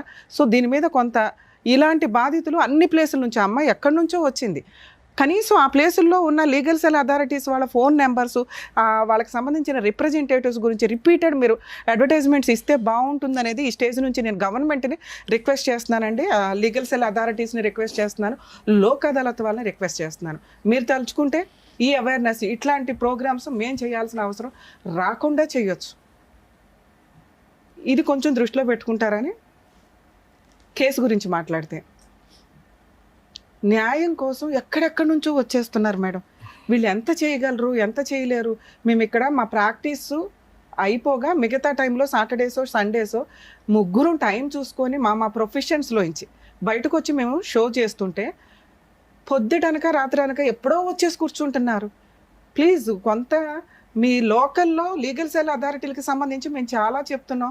అక్కడ మీ వంతు హక్కుల కోసం మీరు ప్రయత్నించండి. అక్కడ అవ్వకపోతే మేమేం చేయగలం? సెటిల్మెంట్లు అనేవి కుటుంబాలకి సంబంధించిన తగాదాలు చేయగలుగుతాం, కానీ ఆస్తి తగాదాలు, అప్పుల తగాదాలు ఇట్లాంటివి ఈ స్టేజ్ మీద వర్కౌట్ అవ్వదండి. ప్లీజ్ దయచేసి మమ్మల్ని అర్థం చేసుకుంటారని నా రిక్వెస్ట్. అలాగే కొంతమంది అనేసుకుంటూ ఉంటారు, మేమేదో సిబిసిఐడి ఎంక్వైరీలు చేసి మీ పార్ట్నర్ యొక్క అక్రమ సంబంధాల చట్టాలు తీసుకొస్తామని. అవి రేర్ ఆఫ్ రేర్ కేసుల్లో వాళ్ళే తీసుకొని వస్తే మేము కూడా కొంత కరెక్టా కదా? ఎందుకంటే ఎవరు పడితే వాళ్ళ ఎవిడెన్స్లు తీసుకొస్తే వేసేయండి అని, కానీ సోషల్ మీడియాలో వేయలేం కదా. అవన్నీ మేము కొంత ఎంక్వైరీ చేసుకునే చేస్తాం, కానీ మేమే ఎంక్వైరీ చేయడం అనేది ఉండదండి. ఈ టైం ఇవ్వడమే మా ముగ్గురికి మా వంతు ప్రయత్నంగా మేము సోషల్ సర్వీస్ చేస్తున్నాం. ప్లీజ్ అర్థం చేసుకుంటారని మా రిక్వెస్ట్ ఇక్కడ నుంచి. కేసు విషయానికి వస్తే అమ్మాయి చెప్తున్నవన్నీ అబద్ధాలు నా దృష్టిలో. తన ఇమాజినేషన్ వేరు, తన ప్రాక్టికాలిటీ వేరు, తన కష్టం వేరు. చెప్పేవాడికి వినేవాడు లోకువా అంటే మా స్టేజ్ మీద అది ఉండదు. మేము చెప్పే ప్రతి మాటకి చాలా వాల్యూ ఉంటుంది. ఎందుకు అంటే తనలాగా బాధపడే వాళ్ళకి ఏది నిజం ఏది అబద్ధం. తను వచ్చి ఫస్ట్ ఏదో దండం పెట్టేసిందని కాదు, నిజం మాట్లాడడం నాకు అలవాటు. ఇక్కడ ఆ అమ్మాయి నిజంగా కష్టాల్లో ఉంది. ఆ కష్టాలు మిక్సింగ్. తను చెప్తున్న క్రూయాలిటీ చాలా సివియర్ ఉంది, అది నమ్మశక్యంగా లేదు. అంత క్రూయాలిటీ ఉన్న అమ్మాయి ఆయన్ని వదిలించుకోవడానికి పారిపోయి ఇండియా వచ్చాను, అబద్ధం. ఎందుకంటే ఇండియా వచ్చిన తర్వాత అత్తగారి ఇంట్లోనే ఉంది. అలాగే అతను వచ్చాడు, మళ్ళీ సెకండ్ ప్రెగ్నెన్సీ వచ్చింది, అలాగే ప్రాపర్టీ కొనుక్కున్నారు, కొన్నది భార్య పేరు మీద పెట్టాడు. ఇవన్నీ కూడా ఆ అమ్మాయి క్యారెక్టర్ మంచిది అని చెప్పడానికి నేను మాట్లాడుతున్నాను. తనకి తెలియక క్రూయాలిటీని ఎక్కువగా చెప్తే ఇంప్రెషన్ పడుతుందేమో, నాకు జరిగిన అన్యాయం గురించి. భర్త కొట్టకుండా ఉంటాడా? ఈ కేసులో కొట్టే ఉంటాడు, కానీ తను చెప్తున్నంత సివియారిటీ లేదు. బావ అక్రమంగా దృష్టితో చూడలేదా అంటే మేబీ చూసే ఉండొచ్చు, కానీ తను చెప్తున్న అటెంప్ట్ జరగకపోవచ్చు. ఇక్కడికి వచ్చినాక 10 ఏళ్ల నుంచి భర్త విడిపోయాడండి, టచ్లో కూడా లేడు అనేది అబద్ధం. ఎందుకంటే భర్త వచ్చి ప్రాపర్టీస్ కొన్నాడు. మరి ఇక్కడ ప్రాబ్లం ఏంటి? ఆల్రెడీ జీన్స్లోనే ఉంది. సిస్టరు రోడ్లమ్మడి పడి తిరుగుతుంది, ట్రీట్మెంట్ ఇచ్చేవాళ్ళు లేరు. మేనత్తలు తిరుగుతున్నారు, ట్రీట్మెంట్ ఇచ్చేవాళ్ళు లేరు. ఎందుకంటే భారతదేశంలో ఉన్న 140 కోట్ల జనాభాలో వీళ్ళు ఒక నీటి బొట్టు, ఇలాంటి వాళ్ళు ఓ నదే ఉండొచ్చు. ఎందుకంటే వాళ్ళ ఆలోచన విధానం వాళ్ళకి తెలియదు, ఎలా థింక్ చేయాలి. ఎడ్యుకేటెడ్స్ వేరు, కష్టపడి సంపాదించుకునే వాళ్ళు వేరు, అమాయకంగా ఉండేవాళ్ళు వేరు. ముందు ఇక్కడ కరెక్ట్ లేకపోతే పాప మా అమ్మాయి ఏం చేయగలిగింది? ఏదో చెప్పుకుంటూ ఏదో ఫ్రీగా ఎక్కడ దొరికిద్ది. ఓన్లీ జనాలకు అవేర్నెస్ ఉన్నది పోలీస్ స్టేషన్. పోలీస్ స్టేషన్కి ఈ అమ్మాయి ఇలా వెళ్ళి చెప్తే ఏ పోలీసులన్నా ఓపిక్గా తీసుకుంటారా? ఎందుకంటే చాలా కేసుల్లో వీళ్ళది ఒక కేసు. తనకి ఎక్కడ న్యాయం జరగల. ఏంటి అంటే తన ఆలోచనలో తనకున్న కష్టం, ఆ కష్టాన్ని పిల్లోడికి నూరు పోసేసింది. వాడి ఊహ తెలిసిన దగ్గర నుంచి అమ్మ చెప్తుందే విన్నాడు. కర్మ. ఇలాంటి జీవితాలు కొన్ని 100 కోట్ల ఫ్యామిలీస్ ఉండుంటాయి. ప్లీజ్, ఇది రిక్వెస్ట్ అండి. ట్రీట్మెంట్ జ్వరం వస్తే ఏ రకంగా మెడికల్గా వెళ్తామో, వేరే కంట్రీస్లో జస్ట్ డిప్రెషన్ వచ్చినా ఇమ్మీడియట్గా సైకియాట్రిస్టుల దగ్గరకో సైకాలజీ కౌన్సిలింగ్లకో వెళ్తూ ఉంటారు. మనకేంటంటే దాన్ని పిచ్చి అనుకొని భయపడుతూ ఉంటాం. నో, ఇప్పుడున్న ప్రాబ్లమ్స్కి ఒకరికొకరికి షేర్ చేసుకోవడానికి లేరు. ఇక్కడ ఈ పిల్ల మేజర్ ప్రాబ్లం అదే. తన కష్టాన్ని షేర్ చేసుకోవడానికి సిస్టర్ కూడా కాన్షియస్లో లేదు. మరి ఎవరికి చెప్పుకోవాలి? ఈ అమ్మాయి ఎవరికైనా చెప్తే నస. మీరే ఒక 1 అవర్ వినడానికి ఇంత అయ్యి ఉంటారు, మేము 3 అవర్స్ నుంచి వింటున్నాం. ఎందుకంటే మాకు ఓపిక ఎక్కువ. ఇలాంటివి వచ్చినప్పుడు కనీసం ఫ్రెండ్స్ ఉంటే ఆ అమ్మాయికి ఫైనాన్షియల్ సపోర్ట్ కూడా అవసరంలా. Free legal. ఆ అమ్మాయికి ఉన్న ఈరోజు కష్టం లీగాలిటీయే. ఎందుకంటే ఆవిడ బ్రెయిన్తో ఆవిడ బతికేస్తుంది, వాళ్ళ చెల్లిని చూసుకుంటుంది, అమ్మ ఉన్నంతలో ఏదో ఫైనాన్షియల్గా సపోర్ట్ చేస్తుంది, తమ్ముడు కూడా సపోర్ట్ చేస్తున్నాడు, నాన్న అంతే కదా, ఉన్నంతలో అవి నడుస్తున్నాయి. ఈ ఎఫెక్ట్ ఎవరి మీద పడిందంటే తన మీద, పిల్లోడి మీద ఎక్కువ పడింది. పిల్లోడు ఒక టాయ్ లాగా తయారైపోయాడు. ఇక ఈ పాపం ఎవరు వేసుకుంటారంటే పరిస్థితుల ప్రభావం. ఒక అమ్మాయిని పెళ్లి చేసుకొని ఆ అమ్మాయి నచ్చలేదు అంటే మీ ఆయన ఈరోజు వరకు డైవర్స్ కేసు వేయలే. నిన్ను వదిలించుకోవాలంటే 1 నిమిషం పని. ఆయన వేరే కంట్రీలో డైవర్స్ వేయలే. ఇక్కడ నీతో 498 కేసు వేసి వచ్చినాక సెటిల్మెంట్ కావాలని అడగల. అలాగే పిల్లాడికి సంబంధించి నాకు ఈ అబ్బాయి వద్దు అని తప్పించుకొని ఎక్కడ తిరగట్లా. నువ్వు ముందు స్ట్రాంగ్గా ఉంటే మీది ఒక రకంగా కౌన్సిలింగ్ ఇస్తే అన్యోన్యమైన కాపురమే. నీ 6 ఏళ్ళు ఉన్నాయనో లేకపోతే నువ్వు ఇలా ఉన్నావనో అబ్బాయి నిన్ను ఎక్కడ పంపిలే. ఎందుకంటే చాలా అందంగా ఉన్నావు, నీకు తెలియదేమో. ఇంతకంటే అద్భుతమైన అమ్మాయి ఏ భర్తకి దొరకరు అక్కడున్న ఆయన కెపాసిటీని బట్టి. నిన్ను చూసే పెళ్లి చేసుకున్నాడు, నీతో 2-3 సంవత్సరాలు కాపురం చేశాడు, ఇండియా వచ్చినాక కూడా నీకు ప్రాపర్టీ కొన్నాడు. ఇక్కడ కష్టం ఏంటంటే ఆ ప్రాపర్టీ రోడ్డు పాలైపోయింది. నువ్వు ప్రాపర్ లీగల్ ఫైటింగ్ చేయకపోవడం వల్ల, అంటే నీకు తెలియదు, నిన్ను అనట్లే ఇక్కడ. ఎందుకంటే అడ్వకేట్స్ని పెట్టుకోవడం అనేది ఈ రోజున ఎంత కాస్ట్లీ అయిపోయిందంటే అది 10 రూపాయల 1,00,000 రూపాయలు అనే పక్కన పెడితే అది నీ రేంజ్కి ఎక్కువే. ఎందుకంటే ప్రతి రూపాయి నీకు ఇంట్లో అవసరం. మీ అమ్మ అక్కడ కష్టపడి తీసుకొచ్చి పంపిస్తుంటే మీరు ఇల్లు గడుస్తుంది, మీకు పిల్లోడిని చదివిస్తున్నావు ఉన్నంతలో. నువ్వు 100% మీ సిస్టర్ కోసం నువ్వు ఆలోచిస్తున్నావు. చూడు మేడం, 1 నిమిషం మాట్లాడినాను. మా చెల్లెల విషయంలో ఆ పాపది ఏం తప్పు లేదు మేడం. నాన్న అది కూడా మాట్లాడతా. మీ సిస్టర్కి ఉన్న సైకలాజికల్ ప్రాబ్లము పెద్ద మనుషులంతా ఆ అమ్మాయి బట్టలు కూడా ఒంటి మీద ఉన్నాయో లేదో అని తీసుకెళ్ళే అంతా అన్నావు. మీ ఆయన మీ సిస్టర్ని పెళ్లి చేసుకోవడం అనేది నమ్మసక్యం కాదు. ఒకవేళ అలా ఏదైనా చేసినా లీగల్గా అది వ్యాలిడ్ కాదు. సైకలాజికల్ ప్రాబ్లం ఉన్న అమ్మాయిని కానీ మైనర్ని కానీ ఎవరైనా పెళ్లి చేసుకుంటే అది లీగల్గా వ్యాలిడ్ కాదు. వాళ్ళ మీద కంప్లైంట్ ఇస్తే చాలా సీరియస్ ఉంటుంది. మీకు కావాల్సింది ఏంటిది? Free legal advocate, free legal advice. Police స్టేషన్కి వెళ్ళండి, చేసి పెడతారు. పాపం తన వంతు ప్రయత్నంలో ఇక్కడ ఏంటంటే వాళ్ళ అక్కకి ఉన్న వాళ్ళ సిస్టర్కి 100% ఉంటే నీకు 10-20 ఉంది నాన్న. ఎందుకంటే మాకు అర్థమైపోతుంది నువ్వు మాట్లాడే విధానంలో పర్ఫెక్షనిస్ట్ లేదు, నిజాలు మిక్సీ అయిపోతున్నాయి అన్నిటిలో కలిపి. సో అసలు ఫస్ట్ ట్రీట్మెంట్కి వెళ్ళాల్సింది క్యూర్ అయ్యే ట్రీట్మెంట్ నీకే. సార్ ఏదైనా మీ ట్రీట్మెంట్ ఇప్పించాల్సి వస్తే కౌన్సిలింగ్ అనేది నీకు ఫస్ట్ ఇప్పిస్తే ఆ 10-20% ఏదైతే ఉందో పర్ఫెక్ట్ బ్రెయిన్లో నుంచి వెళ్ళిపోయి కరెక్ట్ డెసిషన్స్ తీసుకోగలుగుతాం. నెక్స్ట్ నీకున్న అప్పుల పంచాయతీ, ఇది వడ్డీ వడ్డీ వడ్డీ పెరిగిపోయింది. ఆల్రెడీ 10 ఏళ్ల క్రితం తీసుకున్న అప్పులు ఏదైతే ఉందో 4 ఎకరాలు రాయించేసుకున్నారు. 4 ఎకరాలు 15 లక్షలతో ఏ రకంగా టాలీ అవుతాయి నాన్న? అవ్వదు.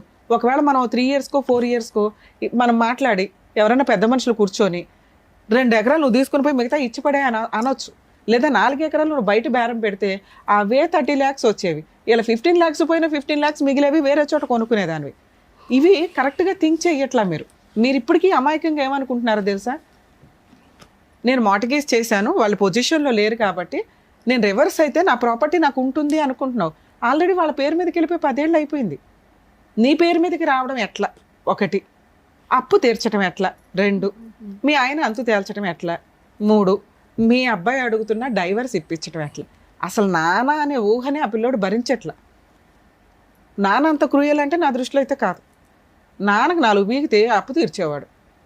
నాన్నే లైన్లో ఇక్కడ నీతో డైవర్స్ తీసుకోవాల్సిన అవసరం అతనికి రాలా? అతను ఎక్కడున్నాడో నీకు తెలియదు, ప్రజెంట్ ఇంకో పెళ్లి చేసుకున్నాడు అనేది నీకు ఒక ఐడియా అయితే ఉంది. ఇంకో ఐడియా అయితే ఉంది. సో ఇప్పుడు ఆయన వద్దు అని అనుకుంటున్నాంగా మనకు వద్దు. ఏం చేద్దాం? మనకు ప్రెజెంట్ ఉన్నది అప్పుల పంచాయతీ. ఇరికిచ్చేసింది నిన్ను. మీ ఆయన అప్పు తీసుకురమ్మంటే నువ్వు సంతకాలు పెట్టి తీసుకొచ్చావు. మీ ఆయన మీద కేసు వేయరు, సిగ్నేచర్లు పెట్టింది నువ్వే కదా, నీ మీద వేస్తారు. బెయిల్ లేకుండా కేసు పెడతారండి మేడం. నీ మీద నేనున్నా, నువ్వేం చేయాలో చెప్పు. బిడ్డ దిక్కులేని అయిపోతాడు మేడం. నాన్న నువ్వు అంతకంటే ఎక్కువ ప్రాపర్టీ ఇచ్చేసావు నాన్న. ఇంకో 4 ఉన్నారు అప్పులోళ్ళు. నువ్వు ఒక లాయర్ని పెట్టుకోగలవా? మీ ఊర్లో నేను ఇక్కడ నుంచి రాలేను కదా. నువ్వు ఇక్కడ నన్ను వచ్చి అడిగింది ఏంటి? నా అప్పులు తీర్చండి. సమస్యలు ఉన్నాయి మేడం, 2 మీ వల్ల తీర్తాయి. ఒకటి, మా వత్త వాళ్ళ పెద్ద మనుషులు, లాయర్లు వీళ్ళందరూ ఒక మాట మీద అందరినీ డబ్బులతో కొనేసినారు మేడం. ఎవరు డబ్బులతో కొనలా. ఎందుకంటే నీ అమాయకత్వం, నువ్వు మాట్లాడే విధానం నీకు ఎవరు సపోర్ట్ చేయరు. నేనే చేశాను మా చెల్లెలు నుంచి పెళ్లి అని చెప్పి నన్ను చాలా మెంటల్ గా కుంగదీసేస్తున్నారు మేడం. ఓకే, అది వదిలేసేనా? రెండోది వచ్చేసి, నువ్వు మా మీద కేసు పెట్టినా మాకు భయసనంగా ఉండదు, నువ్వు ఏడన్నా చచ్చిపో, నాకు బిడ్డని ఇచ్చేసి అని మాట్లాడుతున్నారు మేడం. నేను అందుకే ఫస్ట్ నిన్ను రిక్వెస్ట్ చేసింది, నువ్వు ఫస్ట్ ట్రీట్మెంట్కి వెళ్ళు అని. నువ్వు చెప్తున్న ఈ 2 నిజాలు కాదు. ఎందుకు అంటే నువ్వు మాట్లాడితే జనాలు అలాగే ఉంటారు. మా అంత ఓపిక అందరికీ ఉండదు కదా నాన్న. నిన్ను నీ బ్రెయిన్లో నుంచి అవతలకు వెళ్ళి అండర్స్టాండ్ చేసుకునేంత ఓపిక అందరికీ, అంత తెలివితేటలు ఉండవు. అందరూ నార్మల్ పర్సన్గానే ఉంటాంగా. ఎవరైనా హెల్ప్ చేయడానికి అంతంత మాత్రం ఈ రోజుల్లో. అర్థమవుతుందా? ఇప్పుడు నీకున్నవి 2 ఆప్షన్స్. ఒకటి, నీ అప్పులు తీర్చాలి, నీ మీద ఎవరో కేసు లేకూడదు, అంతేనా? నువ్వు ఒక్క లాయర్ని ఎవరినైనా పెట్టుకోగలవా? నేను ఫోన్లో మాట్లాడతాను. మీరే మాట్లాడండి మేడం, నాకు ఎవరు పలకడం. మీ ఊర్లో నాకు తెలియదు కదా నాన్న. మా ఊర్లో ఉన్నారు కానీ, నెమ్మలు అన్ని ఉన్నాయి కానీ వాళ్ళు. అమ్మా, మీరు మీ ఊర్లో ఒక చిన్న అడ్వకేట్ని ఎవరినైనా పెట్టుకోగలరా? నేను ఫోన్లో మాట్లాడతాను వాళ్ళతో, ఏం కేసులు వేయాలి ఏంటి అని. ఈ ఎపిసోడు ఈ అమ్మాయికి మాత్రమే సంబంధించండి. మేము ఇప్పుడు నేను చెప్పే కేసులు నేను ఎవరికి ఎంటర్టైన్ చేయట్లేదు, ఎవరికి చెప్పట్లా. ఎందుకంటే ఆ అమ్మాయి సైకలాజికల్గా కొంత ప్రాబ్లంలో ఉంది. తనకు జరిగిన అన్యాయం భర్త అడ్డంగా వాడుకున్నాడు. 2, అబ్బాయి లైఫ్ అబ్బాయి చూసుకున్నాడు. కేసులు వేయటానికి తనకి తెలియట్లేదు, ఏ కేసులు వేసుకుంటే ఎలా అని. ఆ అమ్మాయికి ఉన్న అప్పులకి ప్రాపర్టీ ఆల్రెడీ కొట్టేశారు. ఎవరైతే ఉన్నారో అప్పులు ఇచ్చిన వాళ్ళు, అదే నాకు తెలిసి 1-2 తీసుకొని ఉంటారు. మిగతా వాళ్ళు అప్పులోళ్ళు ఇంకా ఉన్నారు. తీసుకోవాలి మేడం, పూర్తి ఆయకం పెట్టిన వాళ్ళ దగ్గర అట్లా ఉంది నాన్న. కానీ ఆ ప్రాపర్టీ నీకు వెనక్కి రాదు. ఓకే, దాన్ని అలా ఉంచండి. ఒక అడ్వకేట్ నువ్వు పెట్టుకుంటే మీరు చేయొచ్చు. అంటే నీ పేరు మీద ప్రాపర్టీ లేదు కాబట్టి, పాస్బుక్లు లేవు కాబట్టి, నువ్వు ఇన్సాల్వెన్సీ పిటిషన్ అంటే ఐపీ పిటిషన్ వేసుకోవచ్చు. ఒక 5 దగ్గర నువ్వు అప్పులు తీసుకున్నారు కదా, 4 దగ్గర 5 దగ్గర 10 మంది దగ్గర, ఈ 10 మంది పేర్లు చెప్పి ఐపీ పిటిషన్ ఫైల్ చేస్తే, ఇందాక వాళ్ళు నిన్ను బెదిరించారు కదా, అరెస్ట్ వారెంట్ బెయిల్ రాకుండా నిన్ను లోపలేస్తాము అని, అలాంటి కేసు నీ మీద వేసి టచ్ చేసే రైట్స్ కూడా వాళ్ళకు ఉండవు. నువ్వు ఒక లాయర్ని పెట్టుకుంటే నేను వాళ్ళకి ఎక్స్ప్లెయిన్ చేస్తాను ఎలా వెయ్యాలి అని. ఓకే, ఫీజులు కూడా చాలా నామినల్గా ఉండేలాగానే మాట్లాడుకో. నేను సపోర్ట్ చేస్తాను కాబట్టి డ్రాఫ్ట్ కానీ ఏదైనా జస్ట్ వాళ్ళ పని వేయటం వరకే. నువ్వు నన్ను నమ్ముకొని ఇక్కడ దాకా వచ్చావుగా. అప్పు ఎక్కొట్టడం ఎట్లా? ఇక్కడ అప్పు ఎక్కొట్టడం కాదండి, తనని తాను రక్షించుకోవడం కోసం గవర్నమెంట్ లా అండ్ ఆర్డర్ ఇచ్చిన ఒక చట్టం అది. అందరూ ఎవరు పడితే వాళ్ళు ఐపీలు వేసి కొట్టేసి డబ్బులు జనాలను ముంచుదాం అనుకుంటే కోర్టు మూడో కన్నుతో చూస్తుంది, వాళ్ళకి ఎవరికి ఐపీ ఆర్డర్స్ రావు. ఈ అమ్మాయి కేసు సపరేట్, ఎందుకంటే ఆల్రెడీ ఉన్న ఆస్తి మొత్తం పోయింది, భర్త మోసం చేసి ప్రతి చోట అప్పులకి సంతకాలు పెట్టించారు. ఇలా ఈ అమ్మాయి పేరు మీద ఏ ప్రాపర్టీలు లేవు, చిల్లికి గవ్వలేదు. కాబట్టి ఇటువంటి అమ్మాయి ఐపీ వేసుకోవచ్చు. నిజంగా అప్పులు ఇచ్చిన వాళ్ళు ఎవరో కొంచెం మానవత్వంతో ఆలోచించుకొని వాళ్ళ హస్బెండ్ని పట్టుకోవడానికి చూడండి, అత్త మామ దొరుకుతారు కూడా. ఎందుకంటే ఈ అమ్మాయి అప్పు తీసుకొని ఏం చేసిందో మీ అందరికీ తెలుసు. మీ హస్బెండ్ వల్లే కదా, ఆయనకి పంపించిన వేషాలే కదా ఇవన్నీ. సో ఐపీ కేసు ఫైల్ చేస్తే అప్పులోళ్ళ నుంచి క్లియర్. ఇప్పుడు బుద్ధి చెప్పాల్సింది ఎవరికి? మీ ఆయన మంచోడో చెడ్డోడో నాకు అనవసరం, కానీ మీ పిల్లోడిని పోషించాల్సిన బాధ్యత మీ ఆయనకు ఉంది. ఓకే, పిల్లవాడి కోసం మెయింటెనెన్స్ కేసు నువ్వు విడిగా వేయకుండా డొమెస్టిక్ వైలెన్స్ కేసు అని ఒకటి వే. దాంట్లో నువ్వు మెయింటెనెన్స్ అడగొచ్చు, ఈ అప్పులు పంచాయితీ ఆయన తీర్చమని అడగొచ్చు. ఒకవేళ ఇవి వస్తే నువ్వు నిజాయితీగా అవతలకి డబ్బులు ఇద్దు కానీ. అలాగే నీ పొలానికి సంబంధించి రిటర్న్ ఇమ్మని అడగొచ్చు, నష్టపరిహారం అడగొచ్చు, 10 లక్షలు 20 లక్షలు, 12 తులాలు బంగారు నాది. నీ గోల్డ్ కూడా వెనక్కి అడగొచ్చు. నేను నిన్ను ఈ స్టేజ్ మీద రిక్వెస్ట్ చేసేది ఏంటంటే, నేను నీకు ఫ్రీగా డ్రాఫ్ట్ ఇస్తాను, నేను ఇక్కడ నుంచి రెడీ చేసి నీకు కేసులు ఇవ్వగలను, కానీ అక్కడ నువ్వు ఉండి వేయించుకోవాలి అంటే అక్కడ ఒక లాయర్ని కలు. ఐపీ కేసు డొమెస్టిక్ వైలెన్స్ లో పిల్లాడికి మెయింటెనెన్స్. మరి మా ఆయన ఇక్కడ లేడు కదా మేడం, ఎట్లాగా? నీ దగ్గర ఉన్న అడ్రస్ తోటే వాట్సప్ ఈమెయిల్ కూడా లీగల్గా సమన్స్ సర్వ్ అవుతున్నట్లే లెక్క. అవి సర్వ్ అయితే మీ ఆయన మీద అరెస్ట్ వారెంట్ వస్తుంది, ఇమిగ్రేషన్లో మీ ఆయన్ని పట్టుకుంటారు. ఓకే, నువ్వు ఏది ఫస్ట్ ఏది అడిగావు? నాకు అప్పులు క్లియర్ 100% జరిగింది. మీ ఆయన మీద వేసే కేసు మీ అత్త వాళ్ళ సెటిల్మెంట్కి వచ్చేలాగా చేయగలుగుతాం. అతని మీద అరెస్ట్ వారెంట్ ఉంటే ఖచ్చితంగా అతను సెటిల్మెంట్కి వస్తాడు. వచ్చింది ఏదో ఫుల్ అండ్ ఫైనల్, కానీ పోరాటం అమ్మ. ప్రాబ్లం ఏంటంటే లీగాలిటీలో ఓపిక అవసరం. ఇక్కడ మీ ఆయన అందుబాటులో లేడు. 2, ఈ కేసు 2 నుంచి 3 సంవత్సరాల పైనే పడుతుంది. దీనికి నువ్వు ఓకే అంటే నేను చేయగలిగినంత హెల్ప్ చేస్తాను. 10 సంవత్సరాల నుంచి అసలు ఏం వేయలేదు బాబు. ఈ కేసు 2018లో వేసావు, ఇది 100% పర్ఫెక్ట్ గానే చేశారు పోలీసులు నీకు. ఈ కేసు కూడా టైం పడుతుంది. కాకపోతే ఛార్జ్ షీట్, ఒక నిమిషం నాన్న, ఛార్జ్ షీట్ ఫైల్ అయ్యింది. ఈ కోర్ట్స్ యాప్ అని ఒకటి ఉంటుందండి, దయచేసి చాలా మందికి తెలియట్లేదు. అడ్వకేట్స్ చెప్తేనే డేట్ల గురించి వెరిఫై చేసుకుంటున్నారు. ప్రతి ఫోన్లోనూ కూడా ఈ కోర్ట్స్ యాప్, ఈ అంటే ఎలిఫెంట్, స్మాల్ లెటర్ ఈ కోర్ట్స్, కోర్ట్ అంటే కోర్టు, ఈ కోర్ట్స్ యాప్ డౌన్లోడ్ చేసుకొని మీ కేసులు state wise, district wise, court wise feed చేసుకుంటే రెగ్యులర్గా ఏం జరుగుతుందో మీకు అర్థమవుతుంది. మీ అడ్వకేట్స్ని అడగవసరం లేదు, మీ అడ్వకేట్లు కోర్టులకు వెళ్ళారా లేదా అని కూడా మీకు క్లియర్గా అక్కడ అర్థమైపోద్ది. అడ్వకేట్స్ నన్ను తిట్టుకోకండి మేడం. ఇట్లాంటి కేసులో తనకి అంటే మేబీ అందరికీ ఐపీలు రావు, ఈ అమ్మాయి కేసులో ఐపీ రావడానికి అవకాశం ఉంది. మనల్ని నమ్ముకొని వచ్చింది కాబట్టి సార్ చేసి హెల్ప్ సార్ చేస్తానన్నారు. లీగల్ సపోర్ట్ లో అప్పుల వాళ్ళకి మా మొగుడు పేరు మా మొగుడికి భాగము ఇంటి స్థలం ఉంది, భూమి ఎక్కడికి పోలేదు. వాళ్ళు ఏం చేసుకుంటారో చేసుకొని నీ మీదకి రాకుండా చూడమన్నావు. నువ్వు ప్రామిసరీ నోట్లు పెట్టు, నువ్వు ప్రామిసరీ నోట్లు నీ దగ్గర నువ్వు నీ సంతకాలతో ఉన్నాయి. మీ ఆయన ఆస్తి నీ పేరు మీద లేదు, నీ పొలం నీ పేరు మీద లేదు, కానీ ఆయకంలో ఉంది మేడం. వీళ్ళ అమ్మేసి వాళ్ళ డబ్బులు వాళ్ళకి చెల్లి పెట్టేసి మిగతా డబ్బులు తెచ్చి మాకు బాకీ కట్టాలి. 4 ఎకరాలు అమ్ముకోవడానికి అవకాశం ఉందా? ఉంది మేడం. మరి అమ్మేసుకో. ఆమె ఆయకంలో పెట్టున్నామా, ఇవ్వడం లేదు మేడం. నేను అదే మాట్లాడిపించిన పెద్దవాళ్ళతో. బేరం రెడీగా ఉంటే నాతో మాట్లాడిచ్చిపోని, నేను మాట్లాడతా. నిజంగా బేరం ఉంటే అప్పు వాళ్ళు ఇప్పుడు బ్యాంకులో అందరికీ అప్పులు ఉంటాయి నాన్న. బ్యాంకులో ఉన్నప్పుడు అప్పు ఎవరైతే ఉంటుందో బ్యాంకు వాళ్ళు చూసుకొని ఇట్లా ఇచ్చేస్తారు.